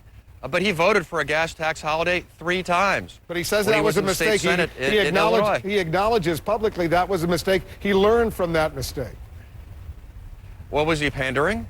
I mean, it's one thing to make a mistake and change your mind. It's another thing to accuse someone of pandering when you did the same thing yourself, not once or twice, but 3 times. And so that's the first thing I'd say. The second thing I'd say is, folks out here are really hurting. As Bill Schneider mentioned, 65%. The economy is the top issue. It's affected many people. And I think there's a fair amount of skepticism about any political pledges. And we all agree this is not a long-term solution. But in the short run, I think people say, look, a little help, even if it's $50 or $60, that's better than nothing. And if the choice is $10 billion more in oil company profits or $10 billion to help hard-pressed motorists, well, trying to help hard-pressed motorists is not a bad thing to do. I wrote about this today on my blog at cnnpolitics.com, Senator. Michigan is already scheduled to hold a statewide primary on August 5th. Florida is scheduled to hold one on August 26th. That would be the second day of the Democratic convention in Denver. Would it be wise if neither Hillary Clinton or Barack Obama has this thing wrapped up after June 3rd, to let the Democrats, to let the people in Michigan and Florida have their say in this process, even though they were stripped of their delegates because they moved up their primaries to January? Well, I think we need to find a way for them to have a say, Wolf. There are no perfect answers at this point. Obviously, having an election in the middle of our convention would kind of delay things. But look, they need to have a say. And we can either count the votes the way they are or find some way for them to re-vote.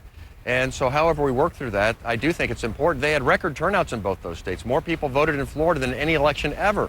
And they voted for Congress, for state legislature, to amend their constitution. I mean, those were legal votes. So if we can have them vote again, yes. If it's not possible for them to vote again, well, then I think counting them the way they are is preferable to just disenfranchising them. Would it be better to have those votes again coming up in August 5th and August 26th, or let there be a credentials floor fight in Denver? Well, I'm a big one for letting people decide this, and if it's got to go that late, then I suppose that's better. Because, we just can't take 2 big states like that, or really any states, and just say they don't count people's votes. So if we can find a way for them to have a new vote, I'm not speaking for the Clinton campaign here, I'm just giving you my own personal opinion, I think that would be preferable than just some artificial splitting them 50-50 or denying them any vote whatsoever. Senator Bai, thanks for coming in. Good to be with you, Wolf.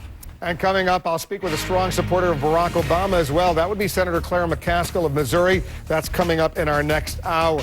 And we're only about 40 minutes or so away from the first polls closing on this major primary election day. Up next, though, the numbers, the delegates, and whether either candidate can move ahead. John King standing by to break it all down for us. Plus, a disaster of a whole new magnitude. The toll from a killer storm now said to be more than 22,000 people, and that number going up. Stay with us. You're in the Situation Room.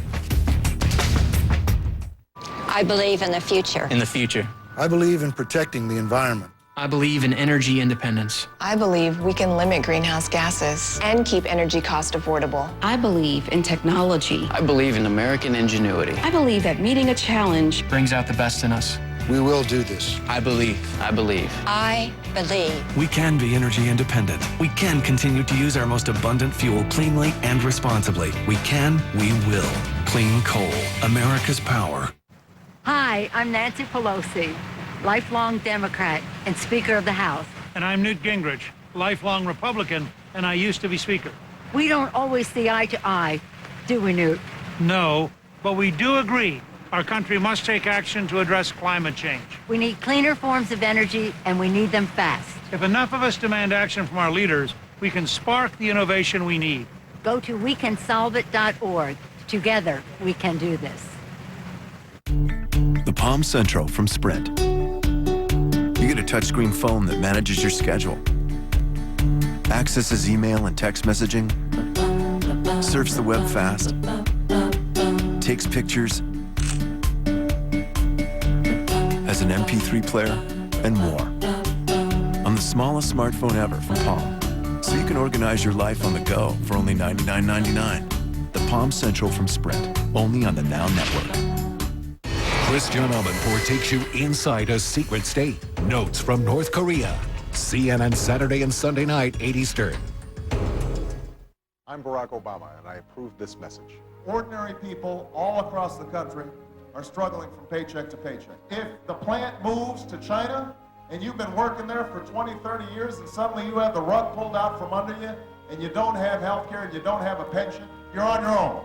You gotta stop giving tax breaks to companies that are moving overseas and give those tax breaks to companies that are investing in the United States of America. Enough is enough.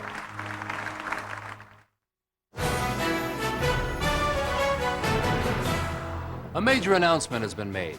Comcast will soon be offering 1,000 HD choices to its customers. Still no word on how DirecTV will ever be able to compete. Lucy, do you have word? More HD now, 1,000 choices coming. Really tough to beat. I really don't think we're going to hear anything from the people at DirecTV tonight. But Back to me. Okay, Lucy, we'll check in later in the broadcast.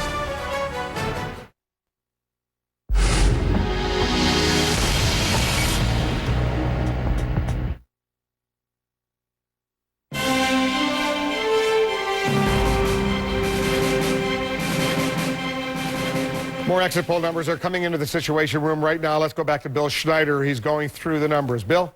Wolf, we asked people who they would vote for if the race turns out to be Barack Obama versus John McCain. How badly is the Democratic Party divided? Let's take a look at what they said in Indiana. In a choice between Obama and McCain, Clinton voters, everybody here is Clinton voters, said they'd vote for Obama 48%.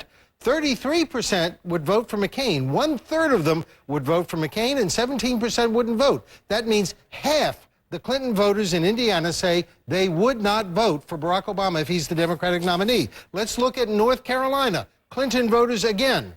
Only 45% in North Carolina said they would vote for Barack Obama if he wins the Democratic nomination. 38% would vote for McCain. 12% wouldn't vote. So again, a very big split in the Democratic Party in both of these states. Some very bad news for Democrats there. Republicans love those numbers when they see those numbers. All right, thanks very much for that, Bill. I know you're going through more of these exit poll numbers, and we're going to have a lot more of them coming up, much more of our special election coverage in just a moment.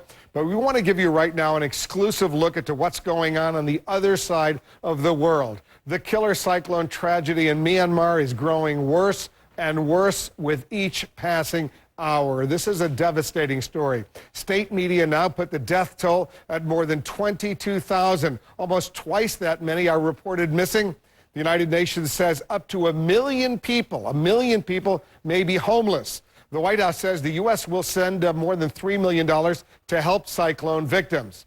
CNN's Dan Rivers has an exclusive report from the area hardest hit in the devastated city of Bukale. We must warn you, some of the images in his report may be disturbing.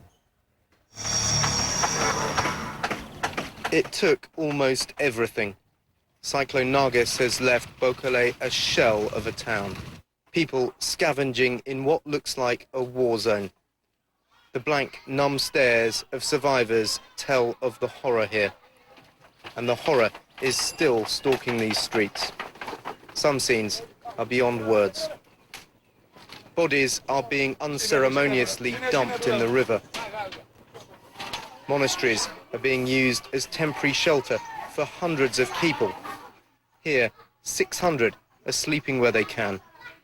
Everyone in this room has lost their home and many have lost their loved ones. The monks say there is enough food to feed these people for 2 more days. After that, they don't know what they're going to do.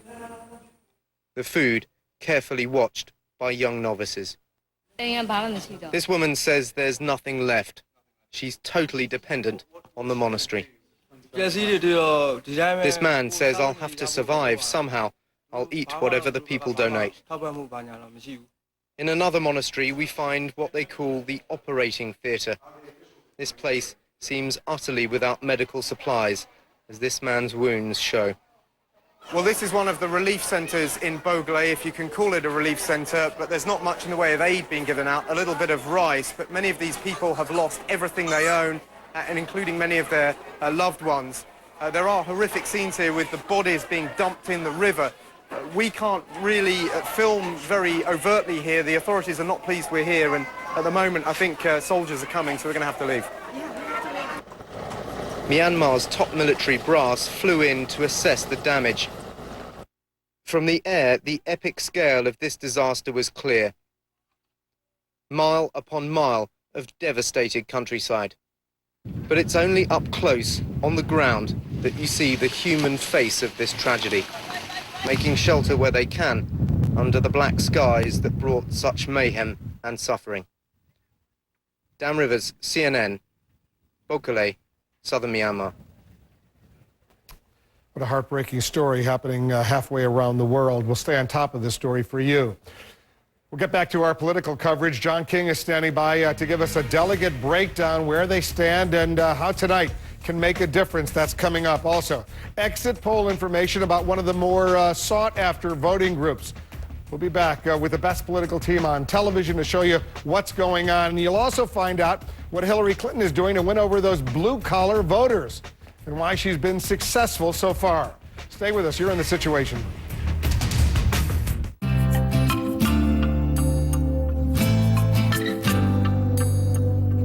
While we were building our life, something else was building in my arteries. Dangerous plaque. It had been building up most of my life. My doctor said it's a progressive disease called atherosclerosis. And with his high cholesterol, he prescribed Crestor to help slow the buildup of plaque. Along with diet, Crestor lowers bad cholesterol, raises good, and is approved to slow the progression of atherosclerosis. Is Crestor right for you? Ask your doctor. Crestor isn't for everyone. Like people with liver disease or women who are nursing, pregnant, or may become pregnant, simple blood tests will check for liver problems. Tell me about other medicines you're taking, or if you have muscle pains or weakness. That could be a sign of serious side effects. Talk to your doctor about plaque buildup and find out if it's time for Crestor. If you can't afford your medication, AstraZeneca may be able to help.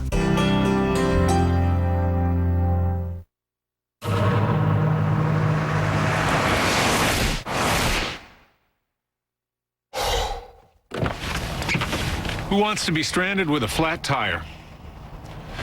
Changing tires out here could be dangerous, but with these tires, I don't need to worry.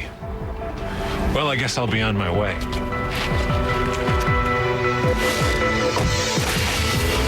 Bridgestone. Run flat tires. Bridgestone. Tonight on CNN, the critical Indiana and North Carolina primaries. The night that could change the face of this race. Live from the CNN Election Center. Tonight, 7 Eastern. Sponsored by DividedWeFail.org. It's the Stainmaster Flooring Fashion Premiere, featuring the latest looks in high-fashion flooring from Stainmaster Carpet. Gorgeous new patterns, stunning new colors, luxurious styles to transform any room. Bring the enduring beauty of Stainmaster Carpet to your home during the Stainmaster Flooring Fashion Premiere. Stainmaster Carpet, always stylish, always beautiful. For a retailer near you, visit stainmaster.com.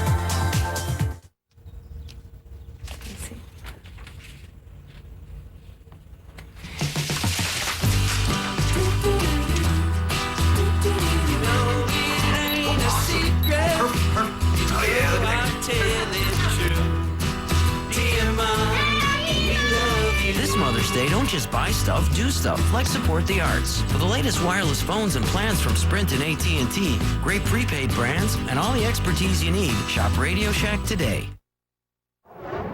To our viewers here in the Situation Room, happening now, an FBI raid on a federal whistleblower protection agency. Sources say agency's computers from the Office of Special Counsel, whose director has been under a criminal investigation and accused of obstructing justice.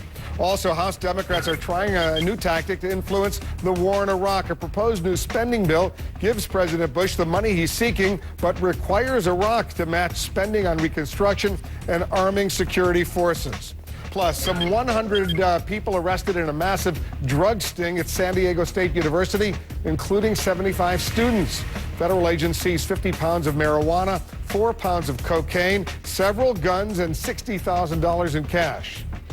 I'm Wolf Blitzer. You're in the Situation Room. I want to go right back to Bill Schneider. He's getting more exit poll numbers coming into the Situation Room. What are we learning, Bill? Well, a minute ago we reported that how would Clinton voters vote if Obama's the nominee? Fewer than half of them would stick with him if he is the Democratic nominee. Now let's change that and ask what the Obama voters in both states would do if Hillary Clinton is the Democratic nominee. The answer, let's take a look at Indiana. In that case, 59% of the Obama voters say they would support Hillary Clinton if she gets the Democratic nomination, a solid majority. Turn to North Carolina. What would they do? In North Carolina, fully 70% of the Obama voters say they would support Hillary Clinton if she gets the Democratic nomination. So the Obama voters are more likely to support Hillary Clinton if she's the nominee than would be the case if Obama's the nominee. He'd get less support, substantially less support, from the Clinton voters in both states. Wolf? Fascinating figures. We'll see what happens. Bill, thanks very much. I want to go to John King. He's looking at the delegate map out there, the all-important delegate map. And what are we seeing, John? Wolf, we're seeing that the end game is in play in the Democratic races. Hillary Clinton still has a very slight chance, but we need to emphasize it is a very slight chance to overtake Barack Obama because of the delegate math. If you look at this map right here, the states that are white or near white, except for the gold states or the states in play today, are the ones that are left. There are very few opportunities left for Hillary Clinton to catch up. So we want to give you a hypothetical to show you just how daunting the mathematical task is. Let's assume tonight that Senator Clinton wins the state. And let me begin actually by coming up here and showing where we are to start the day, right about here. Obama is ahead, Clinton behind here. Let's take that off. Let's assume that Clinton carries the state of Indiana tonight. As the polls have suggested going in, she is favored. And let's even though the polls say Obama is favored in North Carolina, let's give it to Senator Clinton. This is by a 55-45 margin. And let's give her everything else. There's no reason to believe she would win the rest, but even if she won everything left by a 55-45 margin, including Puerto Rico down here, states out here, come out to Oregon, and look what happens when we get to the end. Hillary Clinton has narrowed the gap somewhat, but Barack Obama would still be ahead if Hillary Clinton won every remaining contest by 55-45. A different way to look at it is to come up here and look at it in graph form like this. This is where we start the day. The green line where each candidate is, the red line is the finish line.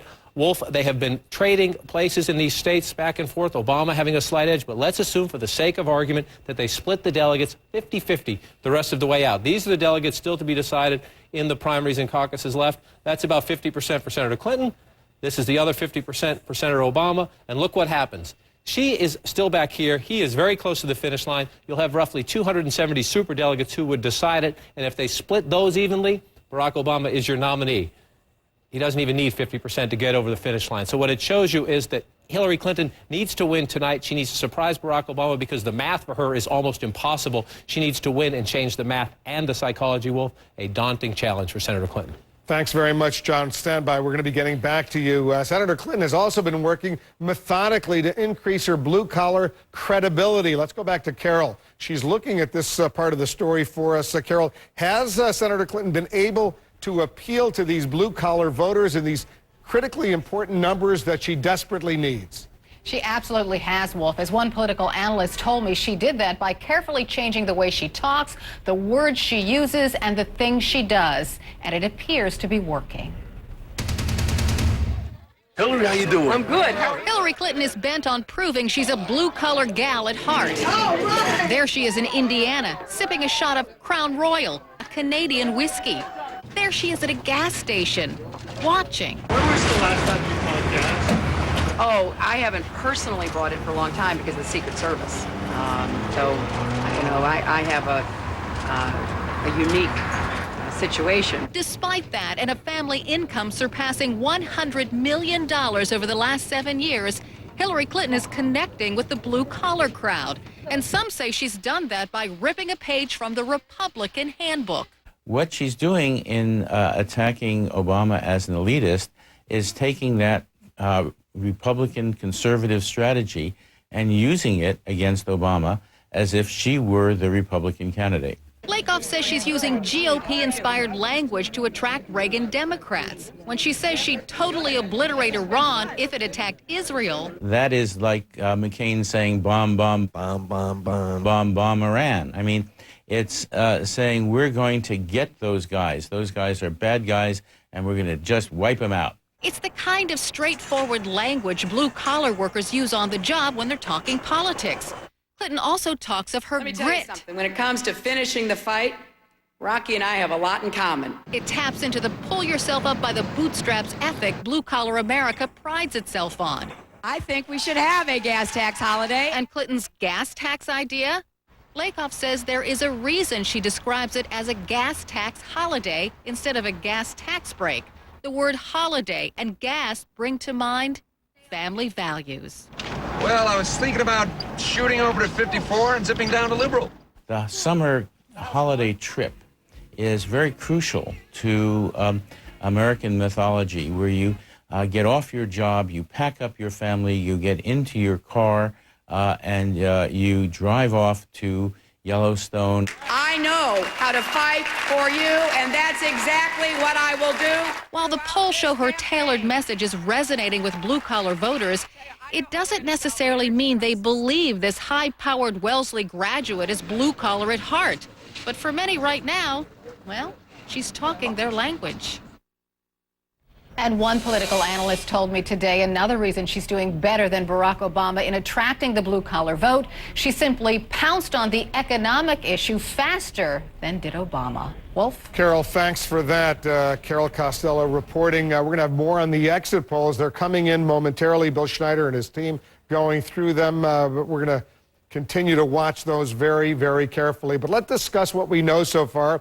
For that, we're joined by three guests: the Democratic strategist and Obama supporter Jamal Simmons, our CNN political contributor and Clinton supporter Paul Begala, and Republican strategist Leslie Sanchez. Guys, thanks very much for joining us. So why, Jamal, does she do so well with these blue-collar voters, a key constituency, if you will, a key base of the Democrats? Well, she is talking about economic issues, but so is Barack Obama. I think that what's interesting about this is we've been very focused on that, and it's a big deal. But Barack Obama is also doing very well with another constituency, which are African Americans, which Senator Clinton is not doing so well with. And we know from past performance that how this thing shakes out in the fall, if African Americans don't turn out for the Democrat, it's going to be tough. So Hillary Clinton's got to prove she can win African American votes, like Tom Schaller wrote in the Slate magazine yesterday. Here are some numbers that Bill Schneider, Paul, just reported. Exit poll numbers from North Carolina. First among Clinton supporters, Clinton voters.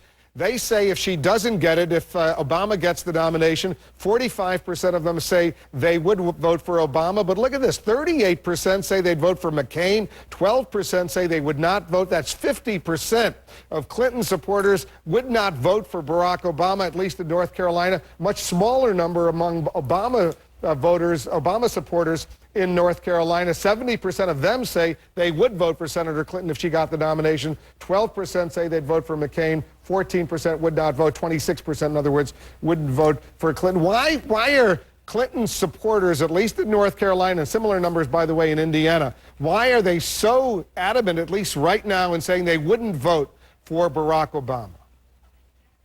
Well, the key phrase, I think, in your question is right now. That's what they're saying now. Almost 6 months to the day we have in my Democratic Party to put this thing back together. That is plenty of time. Senator Obama is popping Hillary right now, and I don't think that's unfair. I think it's good. You know me, I like attacks, and they've been mostly very fair and factual. They're fighting about the gas tax, and they're fighting about health care and jobs, and that's what Democrats need to be talking about, is how to break our dependence on foreign oil, how to create jobs. But I think that's some of it. I think that I remain an optimist, though. The Democrats can put this back together. This hasn't been a very good contest, not a bad one. It's been spirited, but it has not been bitter. The ability to put it back together will depend on the leadership qualities of the winner, but also the leadership qualities of whoever loses. Those numbers, there's going to be two people. Leslie, those numbers must be when you hear those numbers, they must be music to your ears. Well, there's no doubt from the Republican standpoint, it's a great battle to see. I think you're seeing the Clinton machine at its finest. But the reality is it's really interesting to see where women, how this is going to be a gender gap. We already know about the race issue.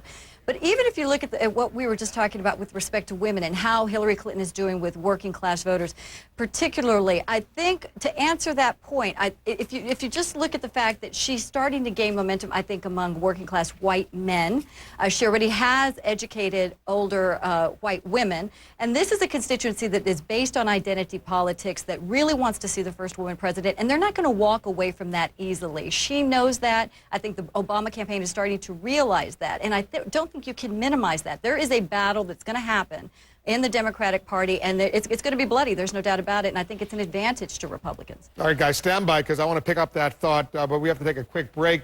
We're also standing by for more polling information. It continues to roll into the Situation Room from North Carolina and Indiana. We're going through the exit polls right now, who voted, how they voted, and why. Bill Schneider will be back with the latest numbers coming in. Also, could some Democrats be too loyal? Will some voters refuse to take part in the election if their candidate doesn't win? We've been assessing what that means. We've got these numbers. The best political team on television will be back in a moment. And we're also just a few moments away from the first poll closings. Results expected soon thereafter. Don't go anywhere.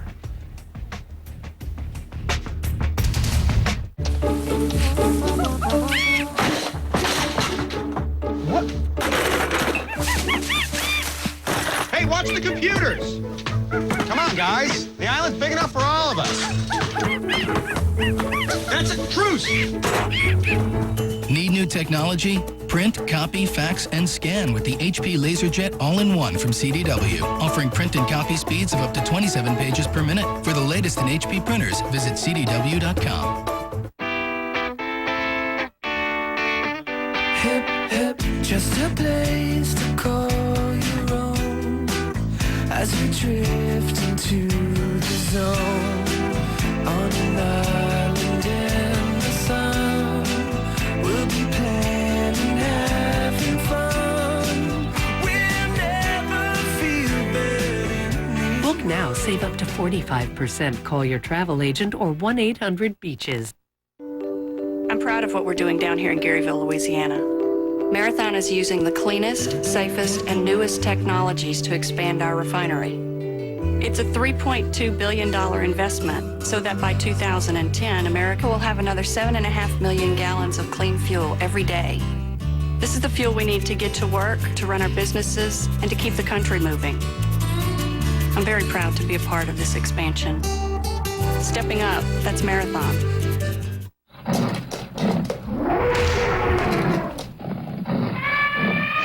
It's time to end partisan bickering and find solutions for healthcare and lifetime financial security.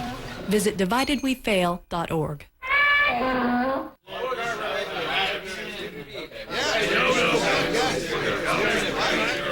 Enough is enough. Tell Washington to fix health care and ensure financial security for all. Visit dividedwefail.org.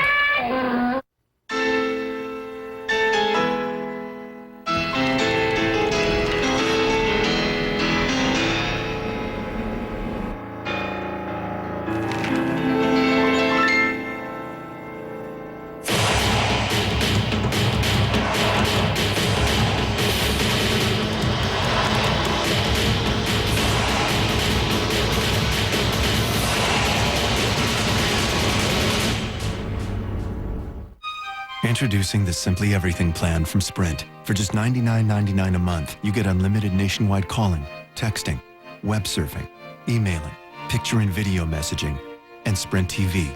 Now you can use your phone for all the great things it can do without worrying about the meter running.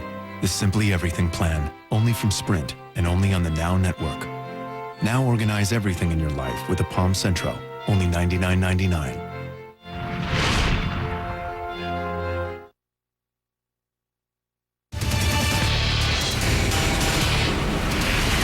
Right back to Bill Schneider, who's getting some more exit poll numbers for us. What are we seeing now, Bill?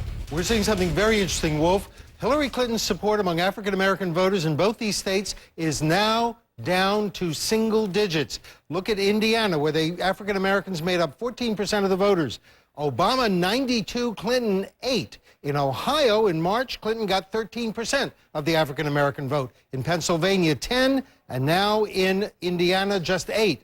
Look at North Carolina. Obama 91% among African Americans, Clinton down to 6. If you compare another southern state, the state of Georgia, on Super Tuesday, Clinton got 11% of the African American vote. In North Carolina today, again, down to single digits, just 6% for Hillary Clinton. Wolf? Thanks, Bill, very much. Jamal, is this a surprise? I guess it shouldn't be to anyone who has seen these trends over these past few months. Well, you know, in some cases, in some way, it sort of is.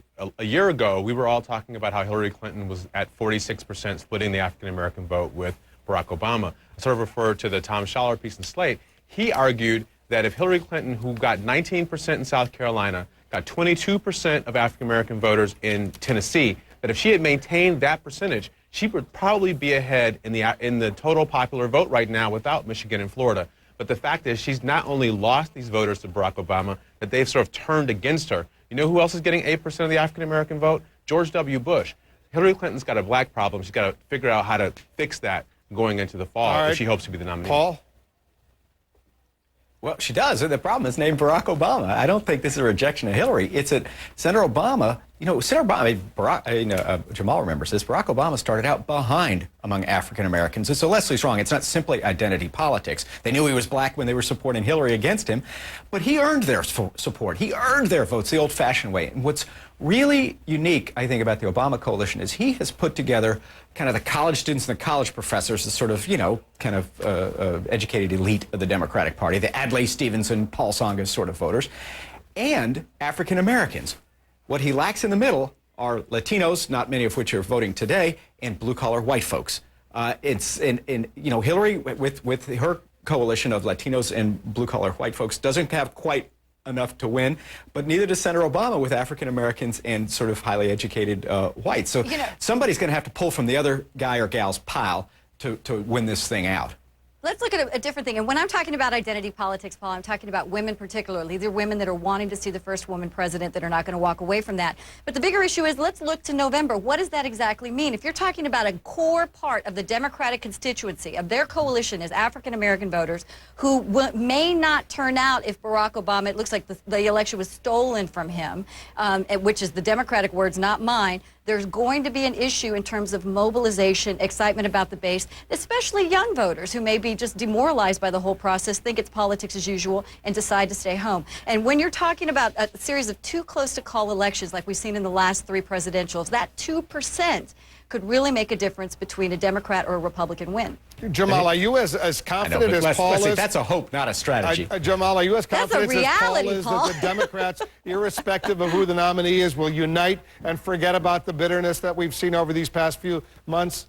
Well, here's the good news, Wolf. So I spent yesterday with a bunch of union leaders from all over the country in Michigan. And what they said to me was they were tired of hearing about all the small issues. They wanted to talk about outsourcing. They wanted to talk about the economy. They wanted to hear more about health care and how do they pay for their kids' college education. And you know what? Those are all Democratic issues. This was a primarily white audience. And they were happy with either Barack Obama or Hillary Clinton. They just want somebody to champion their issues. And I think when the other candidates gone out of the race, Democrats will rally behind who our nominee is and take on John McCain and beat him. The answer is you're just as hopeful and optimistic as Paul is when it comes to that. All right, guys, stand by. We're going to be talking a lot more as this night continues. Appreciate it.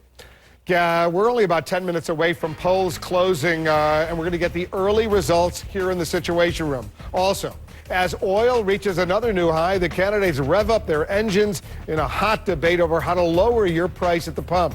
And amid the wear and tear of a very hard-fought campaign, Jack Cafferty is asking this question: why can't Democrats make up their minds? Stay with us. You're in the Situation Room. Do I know anything about freedom funds? What? Nothing. Talk. Okay, well, the closer you get to retirement, the more your investments shift away from long-term things like stocks into shorter-term things like bonds and cash. I know. I'm really not interested. Freedom Fund does it automatically. Any of it. It's all in one fund.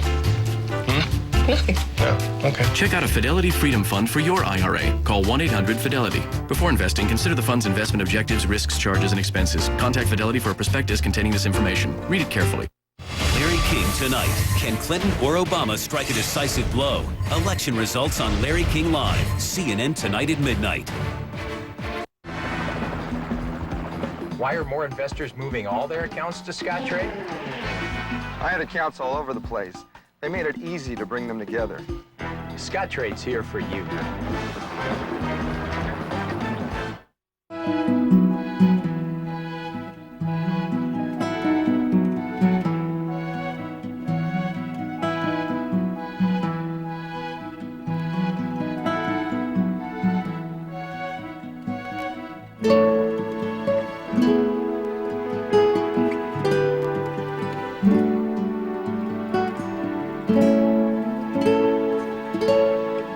Visit French Prairie Gardens in St. Paul today.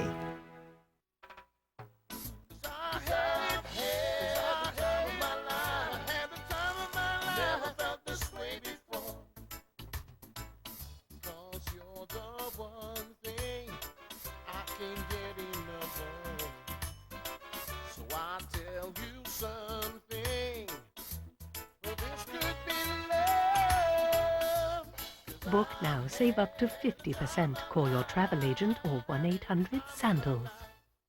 The war is on for the lightweight title, and this time it's personal. Current champ BJ the Prodigy Penn collides with former champ Sean the Muscle Shark Shirk in a grudge match between the two best lightweights on the planet.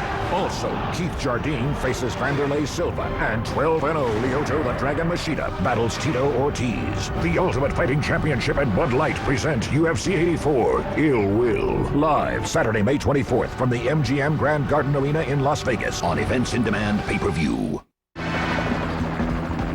Why do people love the service at Scottrade? Because whenever I call, I get my local office and not some faraway call center. We're here for you. Notes from North Korea. CNN Saturday and Sunday night, 8 Eastern.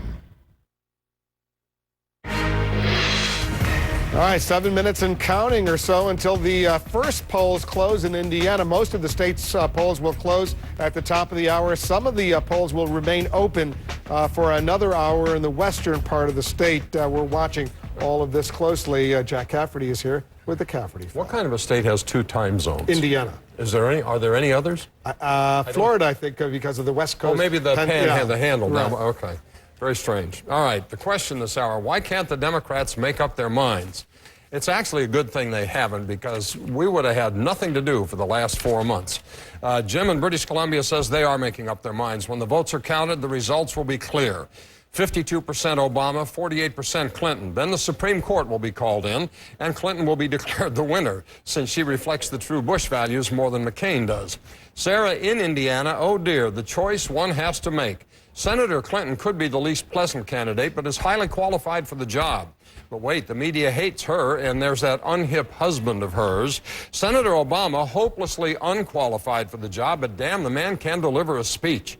Wait, though, there's that whole elitist attitude, and then calling his own grandmother a typical white woman. And he sat listening to Reverend Wright for 20 years. Can you say serious lack of judgment? But the media loves him, and if I don't vote for him, then I get labeled a racist. Oh, Jack, what is a Democrat with common sense and a brain to do? Kay writes, isn't that what they're doing? David in California says Democrats tend to be like herding cats. We like to think of ourselves, think for ourselves. We don't go in lockstep with what the National Party tells us. Hillary and Obama argue and fight with each other, and it makes great theater. I want it to go all the way to the convention. Mike in New Orleans, Democratic voters have made up their minds. Half are for Clinton, half are for Obama. It's the Democratic National Committee that has to make up its mind now on how it's going to fix the colossal mistake it made with regard to Florida and Michigan. If the Democrats lose in the fall, they can thank Howard Dean's DNC for their self-inflicted failure. And Anthony in Webster, Wisconsin, it's like asking a 6-year-old to choose his favorite M&M.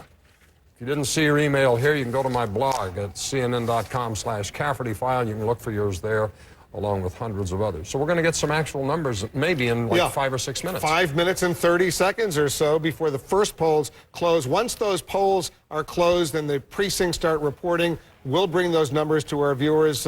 But there will be other counties in Indiana that won't close for yet another hour. And the polls will be open in those places. We won't get in trouble for that? No. Well, we can report the numbers that are officially We just won't do any we won't project anything until all the polls are closed in a state. And they close in North Carolina? In North Carolina, they close at 7:30. I'm new here. I'm just trying to find out. In Indiana, they close at 7. All of the polls are closed at 7 p.m. Eastern. Thank you. Jack, stand by. Okay. The candidates clash over the price of gas as Hillary Clinton targets OPEC. Barack Obama targets Clinton. Can they do anything about the price you pay at the pump? And only a few minutes from now, 4 minutes and 48 seconds to be precise, the first polls will close in Indiana, the best political team on television, standing by to bring you the results. Stay with us. You're in the Situation Room. Closed captioning hours provided by Steak 'N Burger, new in your grocer's freezer. Okay, ma'am, which one stole your appetite? The original flavor fell on the left. No, it was the onion. Or was it the cheese? Be on the lookout for these appetite-stealing steak and burgers in 3 delicious flavors. Throughout history, new ideas have often been met with skepticism.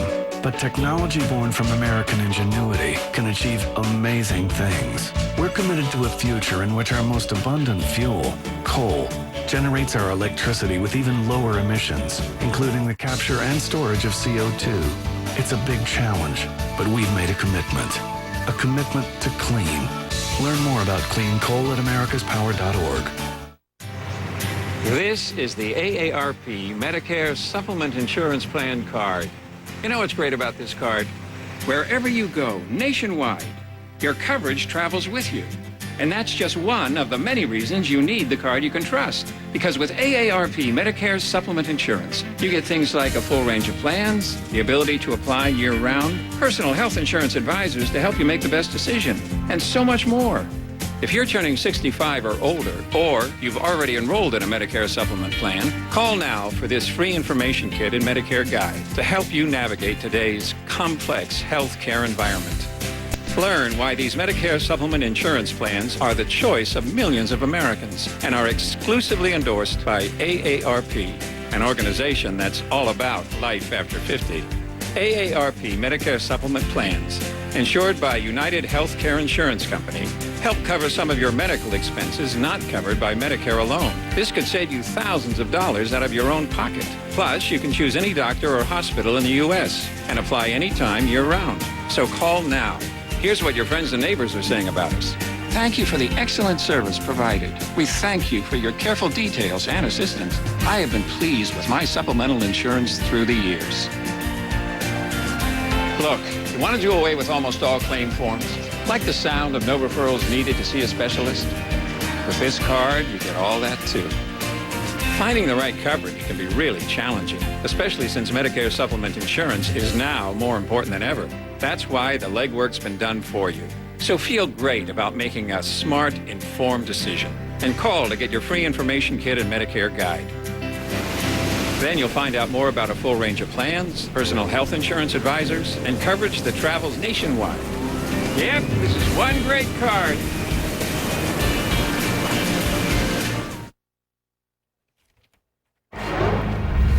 The soaring cost of oil and what to do about it. It's one of the few issues where Hillary Clinton and Barack Obama are right now in sharp disagreement. Mary Snow's looking at this story for us. All right, what are the candidates saying right now, Mary? You know, Wolf, we've heard a lot about the gas tax holiday, but Senator Clinton has also been hitting two themes: using antitrust laws against OPEC and weeding out market manipulation. We asked some experts to weigh in on it. Another day, another record high as oil tops $120 a barrel. It's fueling debate between candidates over what to do to lower costs. Hillary Clinton is targeting OPEC, the organization that controls a significant part of the world's oil production and influences its prices. We're going to go right at OPEC. They can no longer be a cartel, a monopoly. They get together every couple of months in some conference room in some plush place in the world. Barack Obama charges his rival of saying things just to get elected. And I thought to myself, you say you've been in the White House for 8 years, you've had 2 terms as a United States senator and haven't said a word about OPEC. Will pressure on OPEC help reduce the cost of oil? Two energy analysts have differing opinions. We've basically been treating them with kid gloves for the last several years here. And all we do is occasionally beg them for oil, and they pretty much ignore us, and then nothing happens. We're playing the blame game. It's either the oil companies or OPEC. And I actually think the current situation, we need no further look than, beyond the mirror to see what the real problem is. Translation: American consumers share the blame. Analysts say consumer demand keeps growing, and there's a lack of conservation. Some analysts say market manipulation is a big factor in record oil prices. It is not the oil industry. It's really not OPEC. It is all the financial players that found that oil is a new asset class. It's the only game in town. This is the only thing that they can make huge profit on. Analyst Fadil Gates says Hillary Clinton is accurate when she says that market manipulation is unnecessarily adding to the price of oil, but he says that's nothing new. Now, the Senate has been looking into market manipulation. There's no clear answer on how much it factors into the cost of oil. Estimates range from 20 to 60%. Wolf? Mary, thanks very much for that. And to our viewers, you're in the Situation Room happening now. The Democrats' hour of reckoning. We're only a few moments away from the first raw votes on this important primary day. We're standing by to bring you all the results as they come in from Indiana and North Carolina. And we're live covering Hillary Clinton and Barack Obama fighting to the finish. Win or lose tonight, the best political team on television is here in force with analysis you'll only get here. And new sparks over a gas tax holiday. The Democratic camps trading allegations of pandering. We heard from a top Hillary Clinton backer just a little while ago this hour. A leading Barack Obama supporter, the Missouri Senator, Claire McCaskill, responds. I'm Wolf Blitzer at the CNN Election Center. You're in the Situation Room.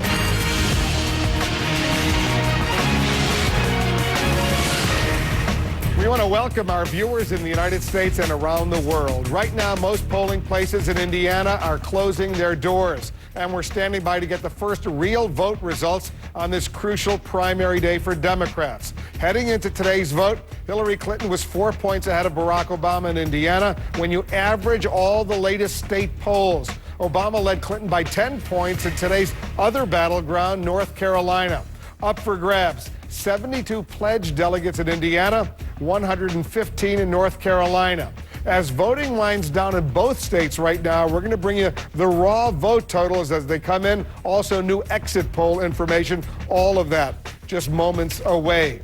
The best political team on television is standing by. Let's begin with Candy Crowley. She's covering the Obama campaign in North Carolina. All right, Candy, what happened today? You know, Wolf, Barack Obama began his day in Indiana, but he will finish here tonight in North Carolina. It is here in North Carolina where he hopes to start to change the conversation. How's it going, guys? Past midnight in Indianapolis, Barack Obama reached out to the night shift as they left an auto parts plant scheduled to shut down in 2010. Half the UAW workers will be out of a job. Love to have your support tomorrow. Thank you. He's been trying to connect in places like this, the plant he visited last night, the diner he visited in the early morning. Nice to see you. What kind of business you guys have? He wants to break Clinton's hold on working class voters. People are much more familiar with Senator Clinton and President Clinton and their track record. You got to give them credit. They've been on the scene for 20 years, and so they're not going to go down easy. A brutal 8 weeks has not helped, losing Ohio and Pennsylvania, and then Jeremiah Wright, followed by Obama's own words about bitter voters in small towns. It has all sown doubt. Any people still undecided here? Because I want to work on you. Despite his turbulent 2 months, Obama has maintained a lead in delegates.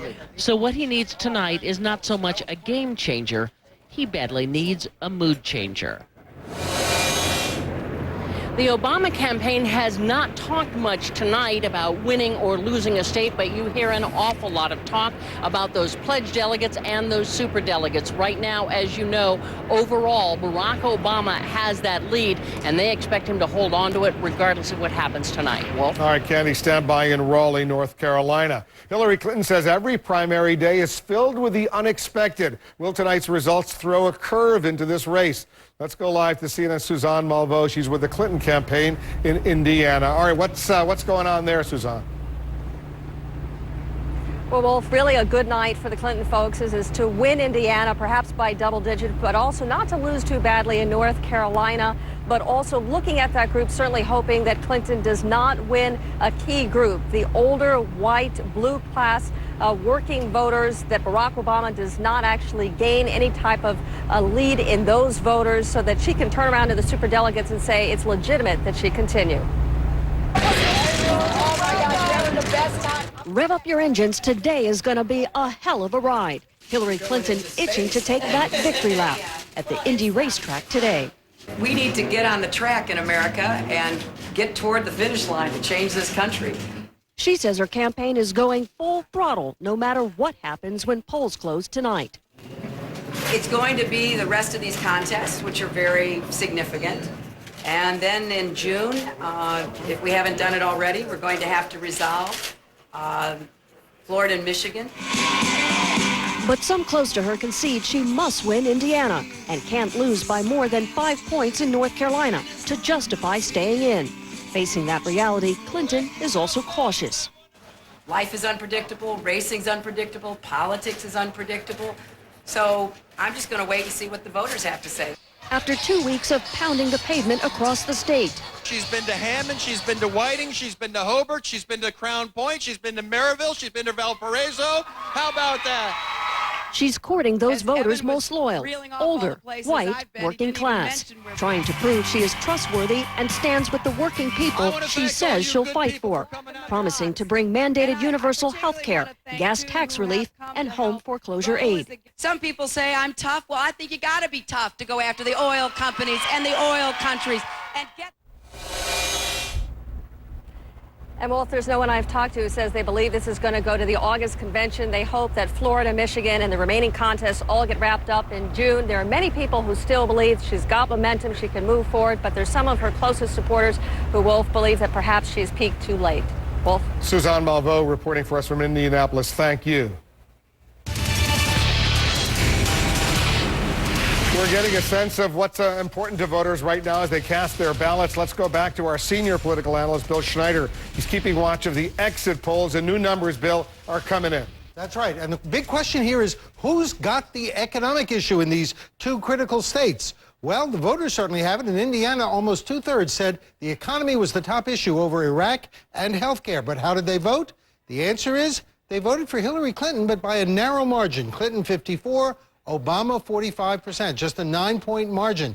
A very close race there on the economic issue. What about North Carolina, where 60% of the voters said the economy was their top concern? Aha! In that state, North Carolina, Obama led among voters who said the economy was their top concern. But again, it was close. 52 Obama, 44 Clinton. So the answer seems to be neither candidate has a clear or decisive advantage on the economic issue. Wolf? Bill Schneider, thanks very much. Bill Schneider is going to continue to watch all these numbers for us. Today's crucial primaries are in states that tend to be red states. So why are North Carolina and Indiana so important right now to the Democrats? Let's go to our chief national correspondent, John King. Good question. What's the answer? The answer is because the Democratic contest carries on into May, so every state counts, Wolf, even states that are likely to be red come November. This is the blue map so far. The light blue is Senator Clinton. The dark blue is Senator Obama. Texas was a draw because of the caucus in the primary state. As you can see, we're running out of contests, so the clock is ticking on Senator Clinton. What does she need to do tonight? Well, she needs, number one, to win Indiana. And where do we look for Barack Obama? First, let's make this point. We've just said the polls are closed, except for in 12 counties in Indiana, 6 up here and 6 down there. They have about another 55 minutes of voting to do, so we'll watch that. And as we speak, this board could start filling in at any moment. As the results come in, you might see colors starting to come in. Two big things to look for tonight. The challenge for Barack Obama is to blunt Hillary Clinton's argument with the superdelegates. She says Barack Obama is too weak in the fall because he's not winning white, downscale, blue-collar Democratic voters. And in a big state like Ohio, a big state like Pennsylvania, that would make all the difference. Where can Barack Obama prove he is making progress? Right up here. Chicago is here. In this area here, an African-American population in Gary, but also a lot of steel workers and blue-collar whites work up in this area, right up in here. Another area we would look for Barack Obama tonight, St. Joseph County is the home of South Bend and the University of Notre Dame. Catholic voters, Clinton pummeled Obama among Catholic voters in Pennsylvania. A key test tonight, can he show, even if she beats him, progress in a key constituency? That would hurt her argument with superdelegates, even if she carries this state. The biggest points, Wolf, for Barack Obama, win the African Americans here, win them here, and hold his own everywhere else where you have white, downscale Democrats, a lot of rural Democrats. Indiana, a big test of Barack Obama's appeal, even if Clinton wins, among white voters. And the challenge for Senator Clinton is very different out here in North Carolina. This is a state where you have more than 20% of the electorate is African American. In every state where that fact exists, Barack Obama, especially south of the Mason-Dixon line, has won and won substantially. Can Senator Clinton pull off an upset? Can she change the psychology of the Democratic race and be able to say, see, he's now even struggling in states where he should be heavily favored? Large African-American corridor up here, another one up in this district up here, old tobacco country, one of the poorer places in the country, former slave territory up in this area. And again, for Senator Clinton, white rural Democrats down here, quite a few of them out here. A key place to watch early on to see if Barack Obama is struggling at all in this state or whether he's doing what he needs to do.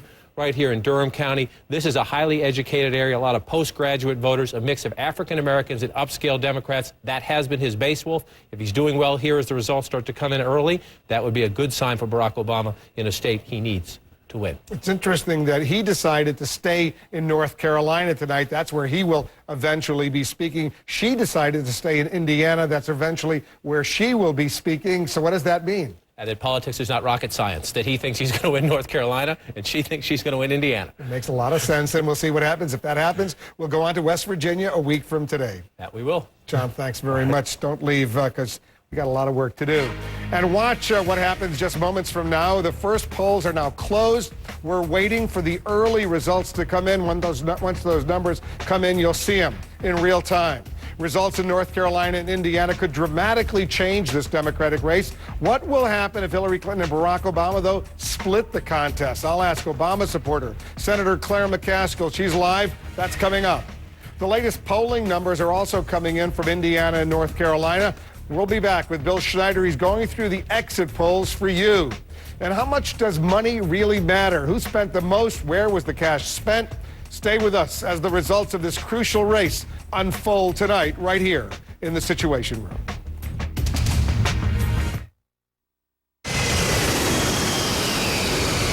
Nice flight, Captain.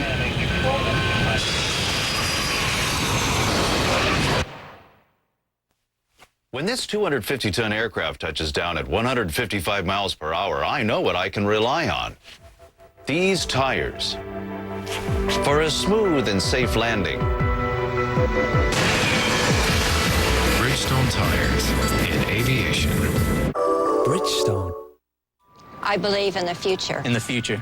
I believe in protecting the environment. I believe in energy independence. I believe we can limit greenhouse gases and keep energy cost affordable. I believe in technology. I believe in American ingenuity. I believe that meeting a challenge brings out the best in us. We will do this. I believe. I believe. I believe. We can be energy independent. We can continue to use our most abundant fuel cleanly and responsibly. We can, we will. Clean coal, America's power. Love your stomach? Of course you do. It's your core, so you try to do right by it. But when you can't and heartburn happens, no problem. There's new maximum strength Pepcid Easy Chews, the perfect way to show your stomach some love. Twice the strength of original Pepcid AC, this new Easy Chew stops heartburn before it starts or rescues you after it's begun. Show your love. New maximum strength Pepcid Easy Chews. Hates your heartburn, loves your stomach. Larry King tonight. Can Clinton or Obama strike a decisive blow? Election results on Larry King Live. CNN tonight at midnight. Candidates of change? Jeff Merkley said raising money during session was inherently inappropriate and then banned it. Then Merkley took tens of thousands, breaking his own rule. Steve Novick, the Oregonian, calls him the liberal champion of government spending. They say Novick doesn't tolerate taxes, he celebrates them. Jeff Merkley, Steve Novick. More of the same when it's time for a change. I'm Gordon Smith, and I approve this ad. On your marks, get set, go!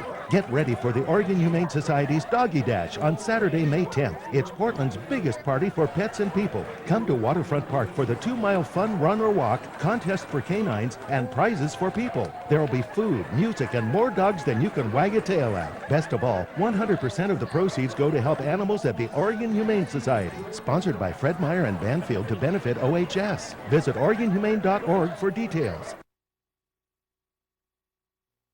Notes from North Korea. CNN Saturday and Sunday night, 8 Eastern.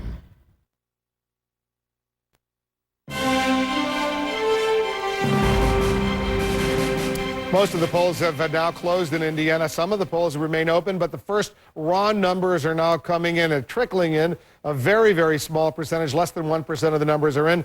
But we'll show them to you as they're coming in right now. With less than 1%, a lot less than 1%. Clinton with 66%, Obama 34% in Indiana. If you take a look at the hard numbers, 2,421 for Hillary Clinton, 1,262 for Barack Obama. Remember, though, this is very, very early. The polls in all of Indiana will be closed at the top of the hour. They'll all be closed in North Carolina at 7:30 p.m. Eastern, a half an hour after that. All right, so stand by. We're watching the numbers come in. You'll see them come in at the bottom of your screen.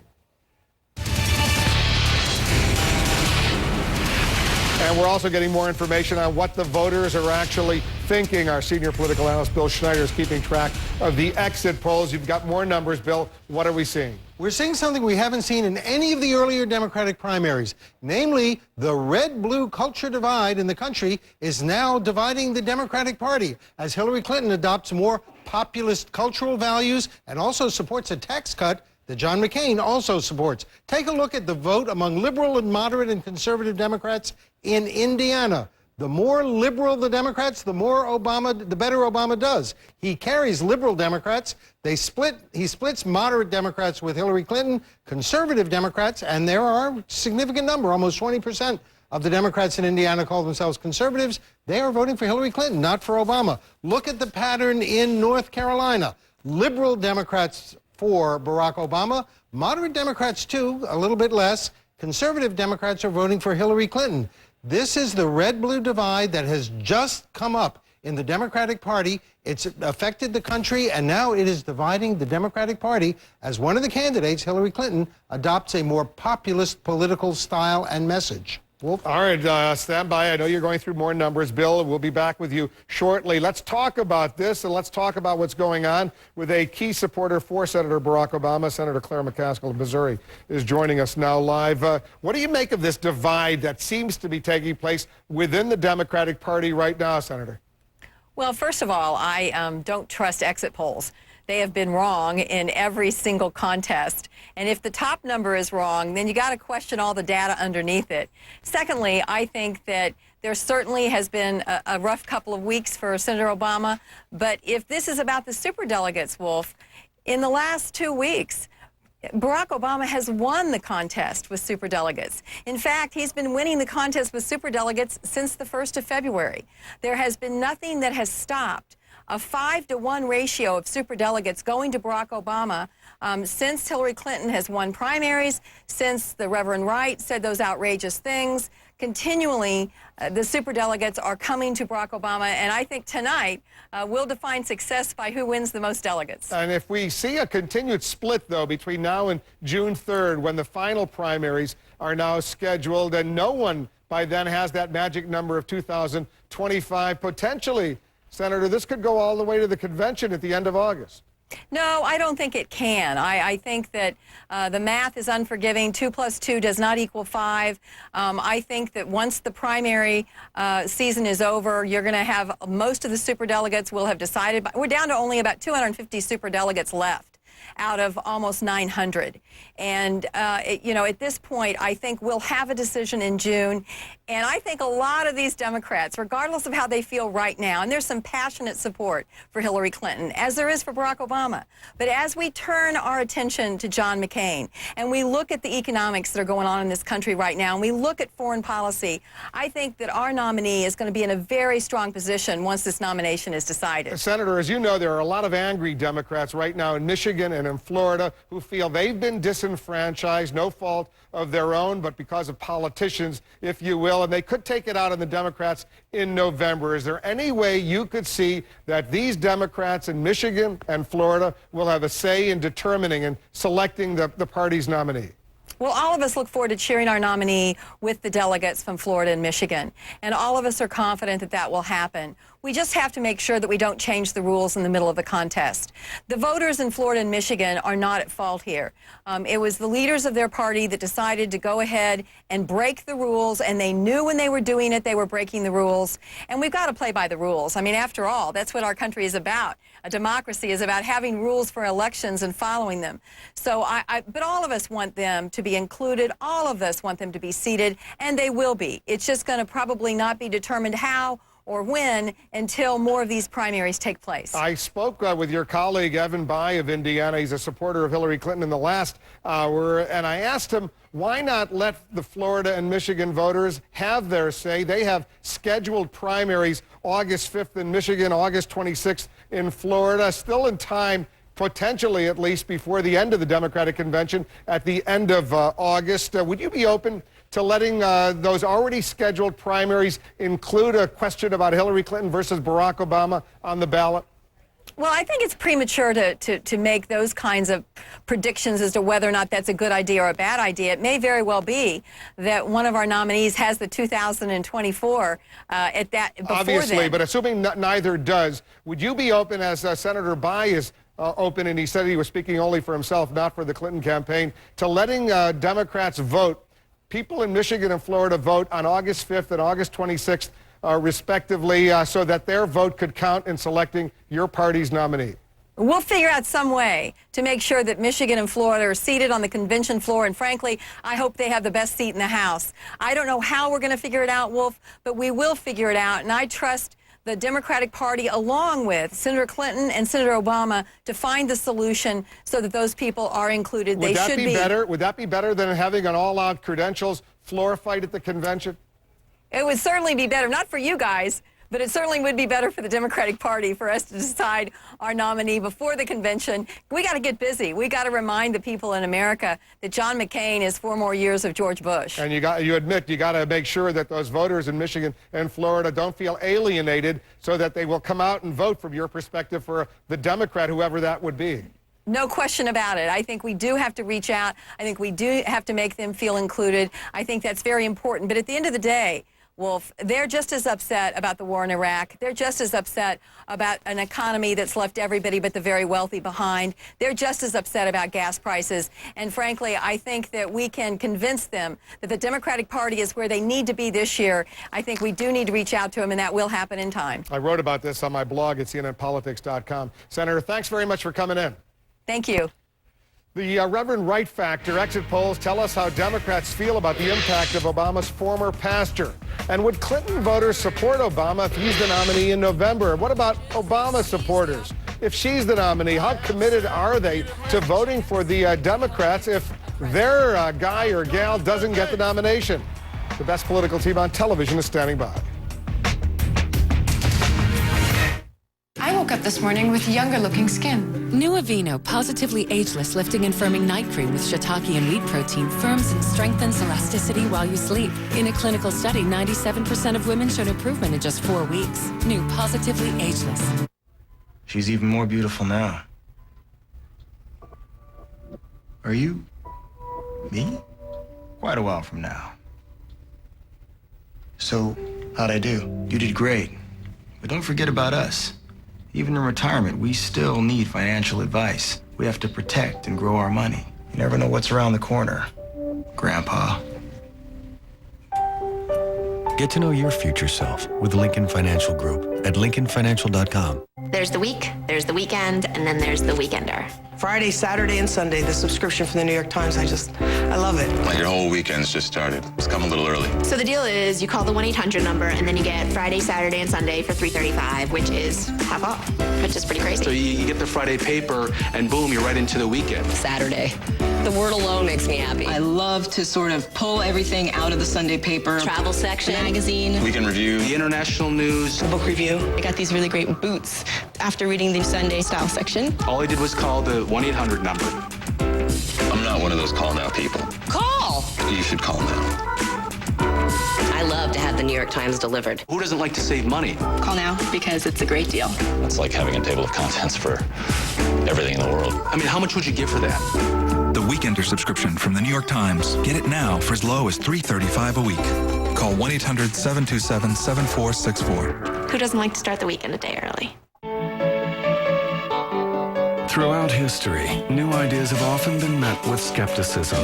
But technology born from American ingenuity can achieve amazing things. We're committed to a future in which our most abundant fuel, coal, generates our electricity with even lower emissions, including the capture and storage of CO2. It's a big challenge, but we've made a commitment. A commitment to clean. Learn more about clean coal at americaspower.org. Coverage of America Votes 2008 is sponsored by the American Coalition for Clean Coal Electricity. Visit the Election Center at cnn.com/election for in-depth information on the candidates. In our political ticker, let's take a look and see where the vote stands right now. Most of the polls in Indiana are now closed. Some counties will have their polls remain open until the top of the hour, about half an hour or so from now. But right now, less than 1%. The numbers just beginning to trickle in. 64% in Indiana for Hillary Clinton, 36% for Barack Obama. If we take a look at the actual numbers so far, you can see Hillary Clinton with 4,048 to Barack Obama's 2,273. Remember, though, this is very, very early. The numbers only now beginning to come in. Let's walk over to John King because he's studying these maps, specifically two states very closely, Indiana and North Carolina. And Wolf, this is a county-by-county map of the Democratic primaries and caucuses so far. Again, the light blue Senator Clinton, the dark blue Senator Obama. The green counties are counties where they have tied. And look, this is the state of Indiana, and as you just noted, beginning to get some very early results. Let's pull it out. But these are very small rural counties. They don't even add up to 1% of the statewide vote yet. Lo and behold, maybe you didn't know it, but Indiana has a Clinton County. And guess what? Senator Clinton is winning 68% to 32% at the moment in rural Clinton County, Indiana. The debate in Indiana and in North Carolina has been about the economy. One of the key challenges for Senator Obama, can he improve his standing among white rural Democrats? He has struggled in Ohio, struggled in Pennsylvania. He's trying to boost his standing, and one of the ways he tried to do that is with an ad down here in the Evansville TV market about the economy. Desperately need change. Gas near $4, jobs leaving, healthcare you can't afford. But the truth is, to fix these things, we've got to do more than change parties in the White House. Barack Obama there walking the streets in small town in shirt sleeves, and he says he has a plan for healthcare. He has a plan for the economy. And how does Hillary Clinton counter? Again, in an area dominated by white conservative Democrats, she says, hey, at a time of almost $4 a gallon gasoline, Barack Obama is not on your side. And the map took off right there. That happens from time to time. She's running an ad there in Indiana, Wolf, stressing her support and Barack Obama's opposition to that gas tax holiday. Senator Clinton making that case in Indiana. And we'll bring this back up right now as we see the very early counties beginning to come in. Senator Clinton winning so far in these early counties in very, very rural areas. The count progressing very slowly. The debate has been about the economy in a state, Wolf, especially Indiana. Hillary Clinton has to win, and many would argue has to win quite substantially. And as the numbers come in, you'll see them at the bottom of your screen. All right, John, thanks very much. And to our viewers, you're in the Situation Room happening now. New exit polls also coming into the Situation Room. You're going to find out what voters in Indiana and North Carolina have on their minds and what it means for the candidates, short-term and long-term.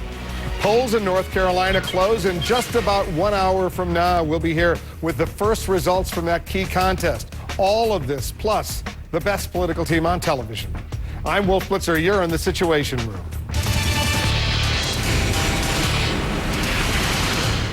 More poll closings in tonight's critical contests. Outcomes in North Carolina and Indiana could hinge as this Democratic race unfolds. Let's get back to Bill Schneider. He's looking at the latest exit polls. What are we seeing?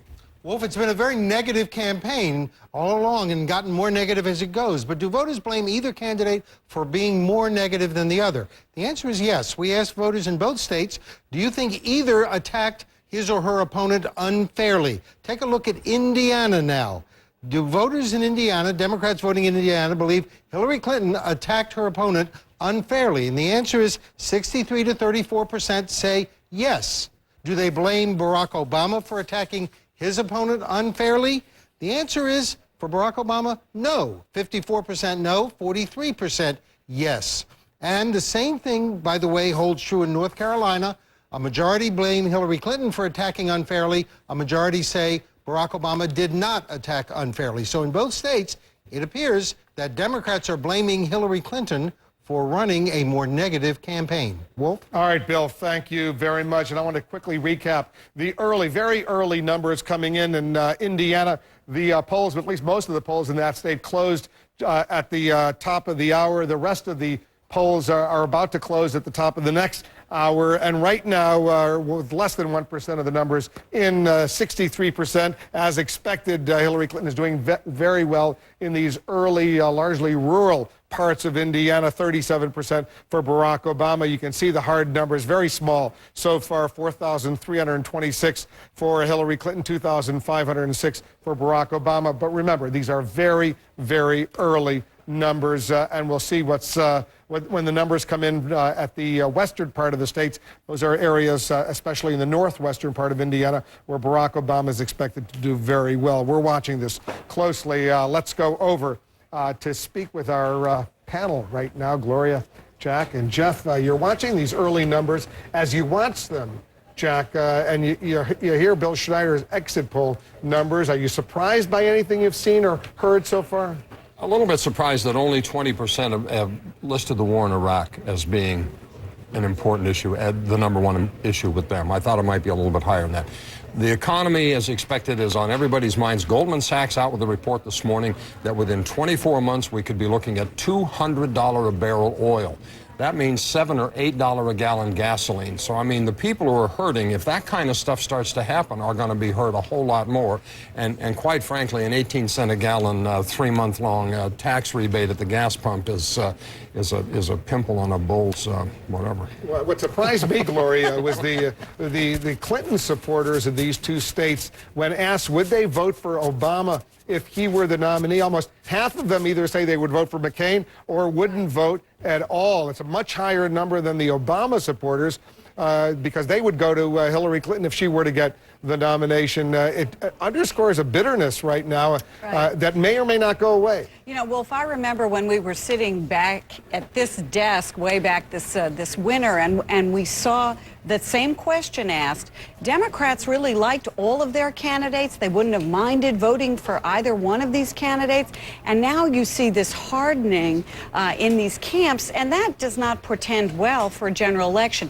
This has to get resolved in a way that either side does not feel cheated, Wolf, or else you are going to see some Democrats sitting home or voting for John McCain. And as a lot of people say, Jeff, that will largely depend on the loser, how the loser reacts to the outcome. I think that's exactly right. But I do think there's a tremendous interest in the Democratic Party in winning this election. And I would take that polling number with a great deal of salt. I don't really buy it, frankly.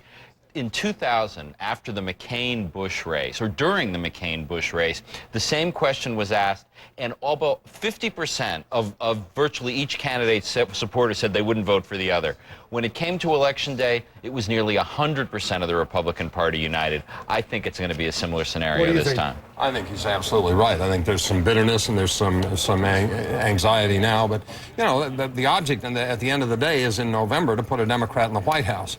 And to do that, you need all the Democrats to vote for the Democratic candidate, and I think they'll probably do that. It's interesting. In both Indiana and North Carolina, according to these exit polls, the Clinton supporters seem to be more bitter towards Obama than the Obama supporters seem to be towards Hillary Clinton. Well, in this exit poll, we don't know. You know, it could be the other way around. If Obama doesn't get the nomination, if Hillary Clinton were to be the nominee, I guarantee you Obama supporters would be just as angry. And one more thing about John McCain, though.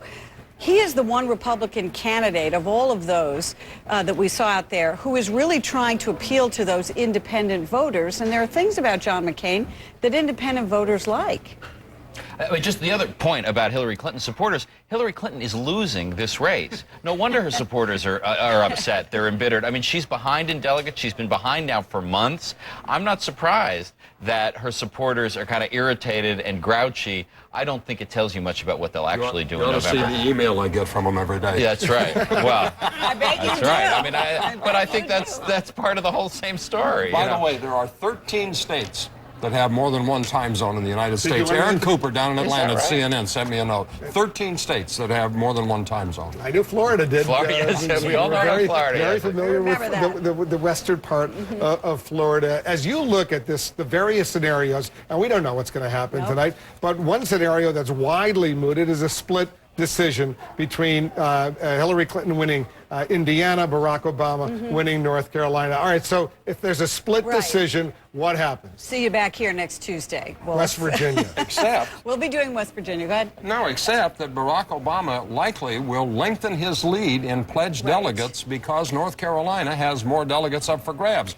If he wins by 10 or 12 or 14 points down there, he's going to widen his lead over her, even though he may lose Indiana. And if he picks up, let's say, 100 delegates tonight, that puts him less than 200 delegates away from the magic number of 2025. It's very hard for me to imagine that he can't pick up those few delegates in the remaining primaries and from the superdelegates. And you know, she was really hoping for what she called a game changer tonight.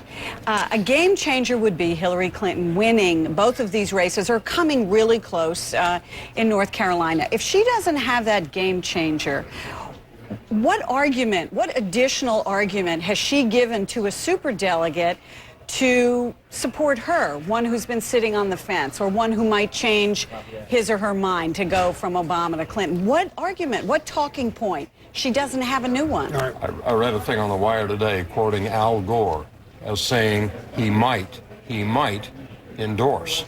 Now, he's a superdelegate. And he has been neutral, and he's indicated that he was going to stay neutral. Today he was quoted in an interview saying he might endorse. Who do you suppose he might endorse? Well, we'll find out sooner rather than later if, in fact, he does endorse. I got stand by. It would be a well-attended news conference to find out. Stand by. We'll see how much clout he might have as well. Votes are coming in right now. We're awaiting the first votes from Indianapolis, actually. Also, brand new exit poll numbers only minutes away. Who's most likely to beat John McCain? Our senior political analyst, Bill Schneider, is standing by with that. And Hillary Clinton and African-American voters, can she win more of them over? Plus, Roland Martin, Bill Bennett, our own superdelegate, Donna Brazil, they're also standing by to join us as the best political team on television assesses what's going on this historic night. Stay with us. You're in the Situation Room. Lost in the daydream of blue, and I feel so free. And then it's like I fall from the sky. Everything that I see is you. Oh, I adore you. The 2008 Volvo S80 luxury sedan. Get together with the 2008 Volvo S80 luxury sedan at your Volvo retailer. You've got a few things around the house that aren't working like they should. I'm going to show you how a little CLR can make them work like new again. If your shower dribbles like this, you might think it's a pressure problem. How do you solve it? CLR it. And then let's see. Like I thought, hard water buildup. Now you've got a shower, you can get wetted. I'll show you how easily CLR takes the rust off this tub. CLR works like magic, cleaning up all kinds of lime, calcium, and hard water buildup. Let's move on to the kitchen. Coffee pots are the worst culprits for hard water buildup. CLR it. Swish a little through, and it looks like new. CLR's patented formula works fast on lots of appliances like humidifiers and washing machines. Guaranteed or your money back. All of these products are certified in the EPA's Design for the Environment program. Powerful cleaners, environmentally safe. That's CLR. For cleaning tips and where to find CLR, visit clrbrands.com/TV23. Well, that's it. I just took my osteoporosis medicine, and now I'm set for the whole month because I take Boniva. Just one pill a month builds strong, healthy bones to help prevent fractures. And it's working for me. My test results prove my bones have gotten stronger. Studies show after 1 year on Boniva, 9 out of 10 women had better bone density. Unlike treatments you have to take every week, you only need Boniva once a month. So it makes my bones stronger on my schedule. Don't take Boniva if you have low blood calcium, severe kidney disease, or can't sit or stand for at least 1 hour. Follow dosing instructions carefully. Stop taking Boniva and tell your doctor if you have difficult or painful swallowing, chest pain, or severe or continuing heartburn, as these may be signs of serious upper digestive problems. If severe bone, joint, and or muscle pain develops, tell your doctor. I've got this one body and this one life. So I'm glad this one pill is making my bones strong. Ask your doctor if Boniva is right for you. Boniva, there's only one. Introducing Activon Maximum Strength Anti-Itch. Maximum Strength Itch medication in a convenient applicator. No messy creams, no itching, no scratching. Powerful itch relief without a prescription. Itchy skin, no more. Remember, Activon Maximum Strength Anti-Itch.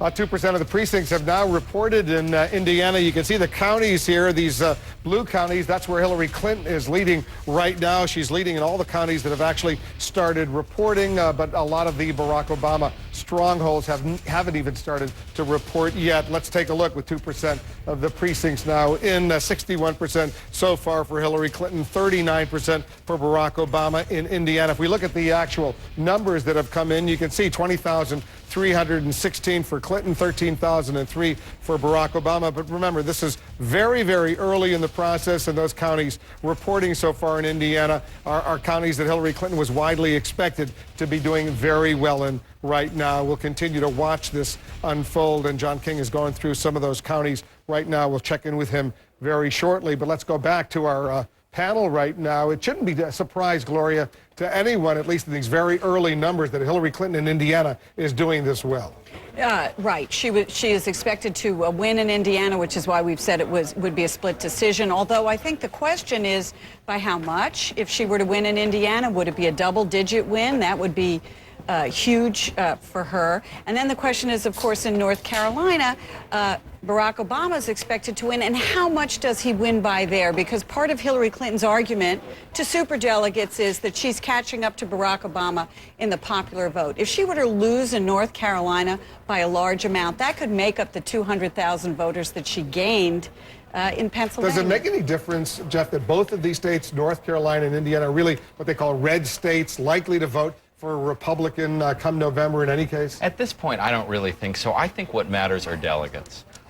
Barack Obama's got about 140 delegate lead in pledged delegates, and if she has any hope of winning the nomination, she's got to cut that number substantially, if not to zero. So at this point, she's got to get delegates from wherever they can, red state, blue state, and these are the two biggest states remaining. So it's very important. The other thing, following up on what Jeff's saying, Pennsylvania was always considered a battleground state. Not so sure anymore. Might go Democratic this fall.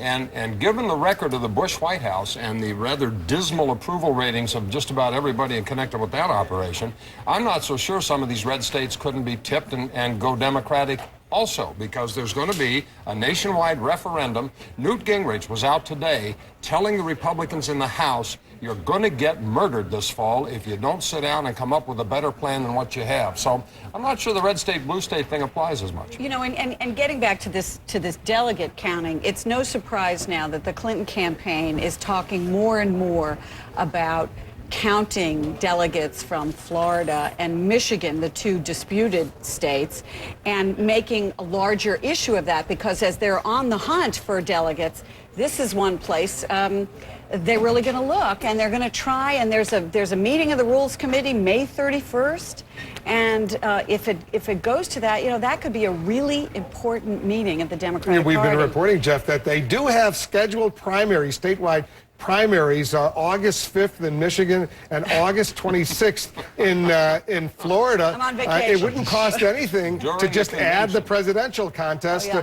During the convention. The second day of the Democratic Only convention. The Democratic Party would do a redo of a statewide primary during the national convention. The party would have to change the rules, because right now you can't have primaries or caucuses The after party would early need June. a psychiatrist for every single delegate if that were the case. I mean, that I think even the Democratic Party is not going to make happen. But I mean, I think at this point the Clinton campaign is based entirely on somehow getting Michigan and Florida back into the mix, because the delegates in this, there aren't 130, 150 delegates to be gotten in these remaining primaries. So they're going to have to figure out a way to do it. There's some suggestion been out there now for a couple of days that the Clintons supposedly have an inside track with this credentials, this delegate committee, if you will. It's proportional. It's proportional. Well, we'll see. We not only have a superdelegate here tonight, we have a member. We'll talk to Donna in a minute. We'll get her thoughts on how this situation could unfold. All right, guys, stand by. We're only about 15 minutes away from the polls closing in Indiana. We're less than an hour from the polls closing in North Carolina. They'll be closed there at 7:30 p.m. Eastern. We're going to be bringing you the first results as soon as they come in. When we know, you will know. Plus, new insight into the Democratic race. Bill Bennett, Roland Martin, and Donna Brazil, they're standing by. We'll be right back. Tonight on CNN, the critical Indiana and North Carolina primaries. The night that could change the face of this race. Live from the CNN Election Center. Tonight, 7 Eastern. Hi, I'm Greg MacPherson, and this is JK. We're both running for Attorney General.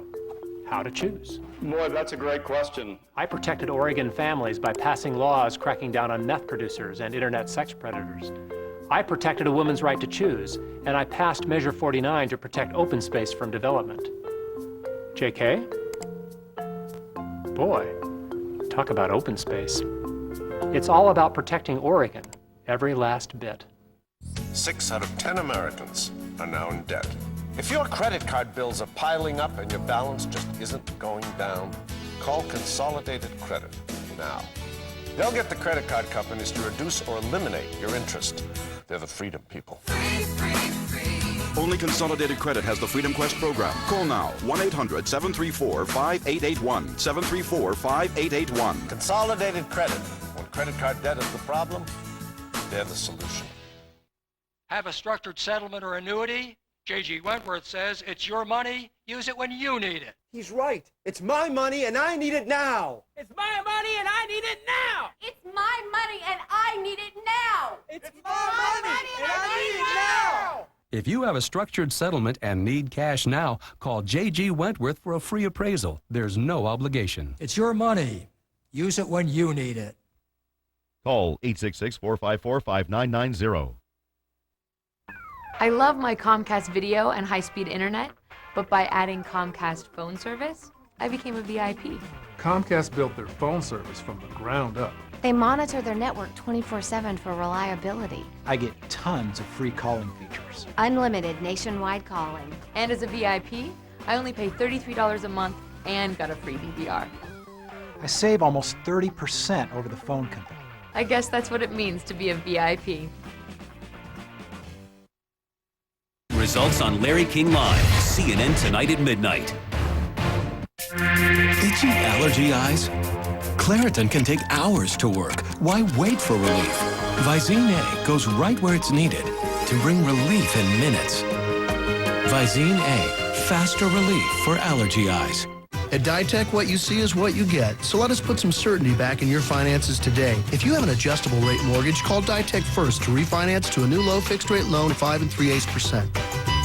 Call 1-877-26-FIXED today. At UBS, Financial solutions come from listening very carefully to what our clients say, but even more carefully to what they don't say. You could call it the commitment to understand. We just call it you and us. You and us, UBS.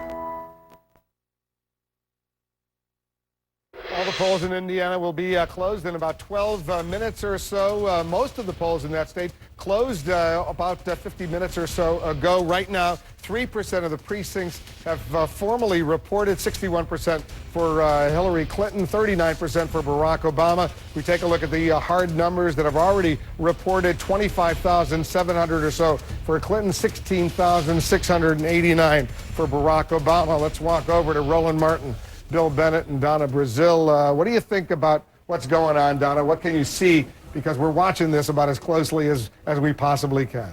Well, throughout the day, I was on the phone on radio stations talking to Democrats, especially in Indiana with the new voter ID law.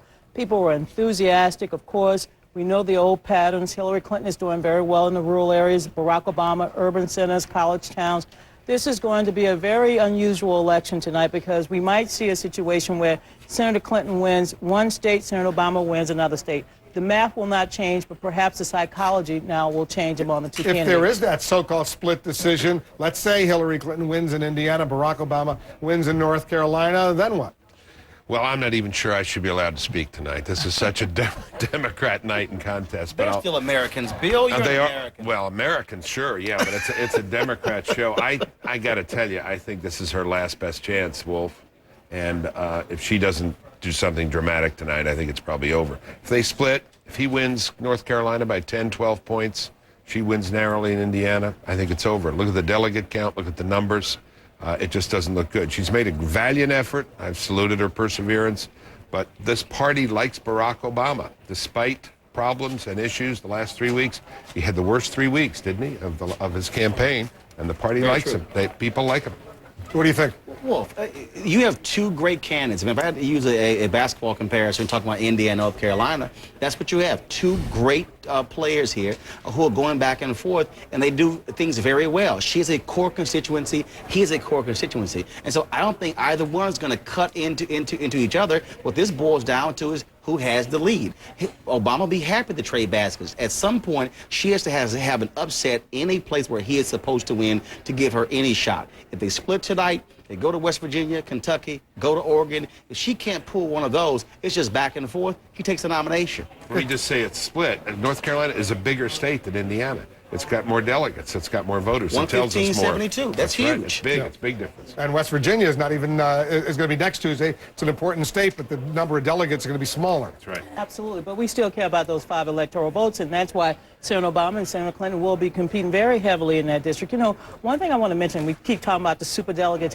We gave Indiana bonus delegates for staying in May, and we rewarded North Carolina with additional delegates for moving their primary from April to May. So I just want to talk to people about how generous we are on the Rules Committee, because we rewarded people. No, we get spanked from Florida and Michigan. Right. We took some, but we also gave You're a member some of the away. Rules Committee, is that right? Yes, I am. Is it theoretically possible that these already scheduled primaries in Michigan and Florida, August 5th and August 26th, could in fact include a redo, if you will, of the Democratic presidential primary, if necessary, if neither of these two candidates has reached the magic number? Well, first of all, I don't want to start another metric because the rules, of course, state that the contest will end on June 10th.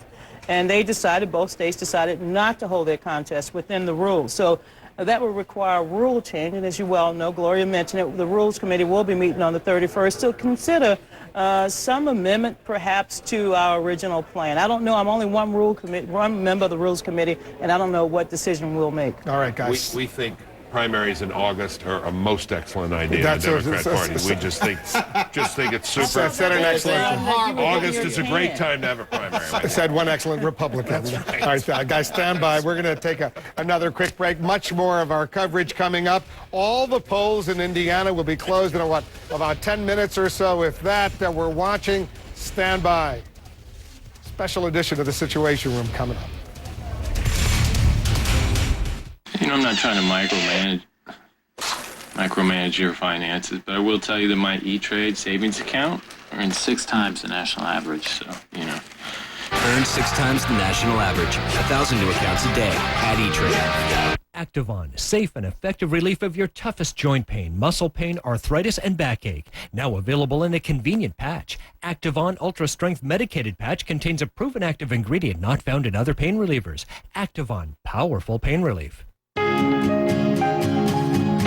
The Indian economy has been growing at a phenomenal pace over the last few years. Our technology mindset is very, very advanced. So we want an airport which is very, very technology intensive.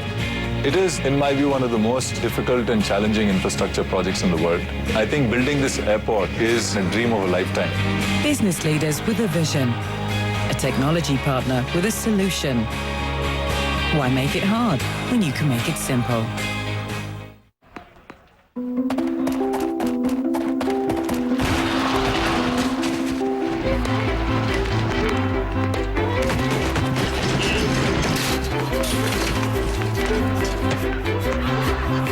If you think about it, this is a lot like most job search sites.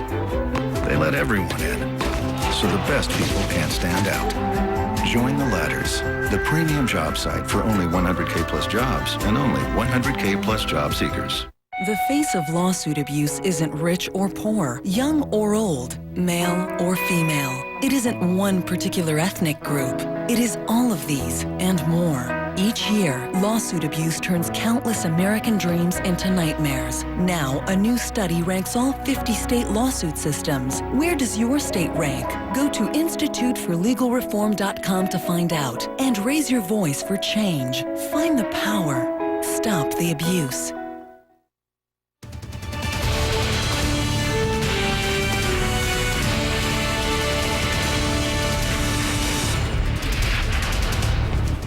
Less than 6 minutes now till all the polls are closed in Indiana. Most of them already closed. We've got numbers already coming in. In fact, 3% of the precincts reporting. And as expected, in these early precincts, Hillary Clinton doing very well, 61% to 39% for Obama. These are counties where Hillary Clinton, as I said, was expected to do well. If we look at the actual numbers that have so far come in, 29,000 or so for Clinton, 18,700 for Obama. Remember, only 3% of the precincts have reported very early. 5 minutes to go until all the polls in Indiana are closed. Let's go over to John King. He's looking at the counties of Indiana, and what are you seeing? Well, Wolf, this is the first county to light up Barack Obama's darker blue. It is Allen County. It is where Fort Wayne is. It is one of the significant population centers, about 5.5% of the state's population, but only a tiny percent of the vote in, 4%. Barack Obama winning that one county. But if you pull out to the entire state of Indiana, so far, this is Senator Clinton, the lighter blue. So far, it is filling in just the way she would like it to. But we should make these footnotes. Number one, there are still 12 counties in Indiana, as you noted, that are open for a few more minutes. 6 of them are there, and 6 of them are here. The voting there goes on until 7 o'clock Eastern, 6 o'clock local in the central time zone portions of Indiana. So we're waiting, and in a few moments we'll get the votes in there. Why is that significant? For starters, this is an area where Barack Obama is expected to do well in the state, and if he is going to pull off any upset in Indiana, it would be up here. Why? Here's Chicago, Gary, Indiana, Hammond, Indiana. Some of these areas are Chicago suburbs, and all of these areas get their television from Chicago TV. So we will continue to watch this. But, Wolf, right now, as you watch the early map fill in Indiana, remember, the economy was the issue there. Unemployment in these counties up here runs up around 7%. Very rural counties. Senator Clinton winning 60-40 here. Senator Clinton winning, again, almost 60-40 there. These are rural areas. The state unemployment rate was in the mid-4s just 6 months ago. It is up above 5% now. The economy in Indiana has been struggling. She is winning right now, very early, where she needs to win in this state.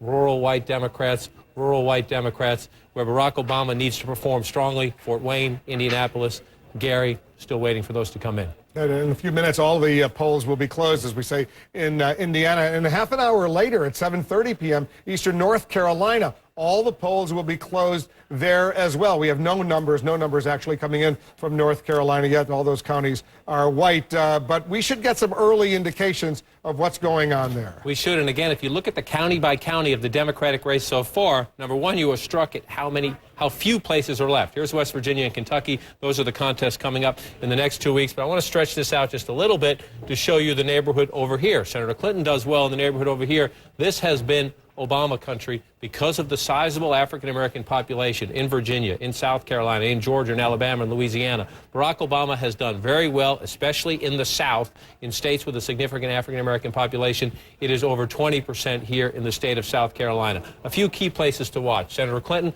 wants to win out here where you have conservative white Democrats. She wants to win down here where you have conservative white Democrats. The wild cards, some of the population growth, a lot of new retirees along the coast here in some of the communities over here. There's a African-American congressional district that runs something like a snake up through there. That's one place to watch, a place where Barack Obama needs to do well. And Wolf, if we want to look at one county tonight to say, is Barack Obama doing in North Carolina what he has done in other places, I would say, and I want to clear this so it's not confusing, we would look up in this area here. Durham County, Raleigh-Durham, the Research Triangle. It has a significant African-American population, but it also has a significant upscale Democrats, white Democrats, postgraduate degrees. They work in high tech. They teach in the universities. If Barack Obama is performing well here, where you have both of his bases, if you will, more affluent Democrats, African-American Democrats, that will be an early key as to whether North Carolina is going for him, as other states have done. Again, the dark blue has been Barack Obama. He did very well in South Carolina. He did very well in Virginia, as we can see. The fact is, according to the exit polls that Bill Schneider was telling us, more than 90% of the African Americans in North Carolina going for Barack Obama, and that's a significant portion of the Democratic vote. If he is getting 90% of the African American vote in this state and turnout is decent, even if it's just decent, very hard to beat Barack Obama under those circumstances. And anecdotally, we've been told throughout the day the turnout seems to be pretty high in both states, North Carolina and Indiana. Some suggest it's a record in both states. So if Barack Obama is getting 90% of the African American vote, then the question in North Carolina becomes, what is the proportion of the white vote? If he's getting 90% of the African American vote, all he has to do is hold his own. He can lose the white vote, but just hold his own and get a significant margin, and he could be on his way to a decent victory. We're all white right now in this state because we have no results just yet, so we'll see how that goes. But that is a critical question because, as you know and as we've talked about for weeks, Hillary Clinton not only needs to make up ground in the math tonight, she needs to change the psychology of the Democratic race, because even if she wins the rest of the contest, she is unlikely, very unlikely to catch up to Barack Obama with delegates unless she starts winning hugely. We've come back to Indiana just to show you, Wolf, more and more of the results coming in. So far, most of the counties for Senator Clinton, but as we wait for the final polls to close in just a few seconds, at the moment, Wolf, we're seeing the map fill in the way Senator Clinton would like it. Now the question is the margins, and does this hold up? All right, John, thanks very much. We're going to be spending a lot of time with you over at that wall. We're going to be seeing a lot more of North Carolina. The polls there closing in 30 minutes. But the polls now have closed in Indiana, in all of Indiana. Within the next second or so, the polls in Indiana will have closed, and we'll be able to report to you that based on all of the exit poll numbers that we've gathered throughout the day in Indiana, this race, at least right now, is too early for us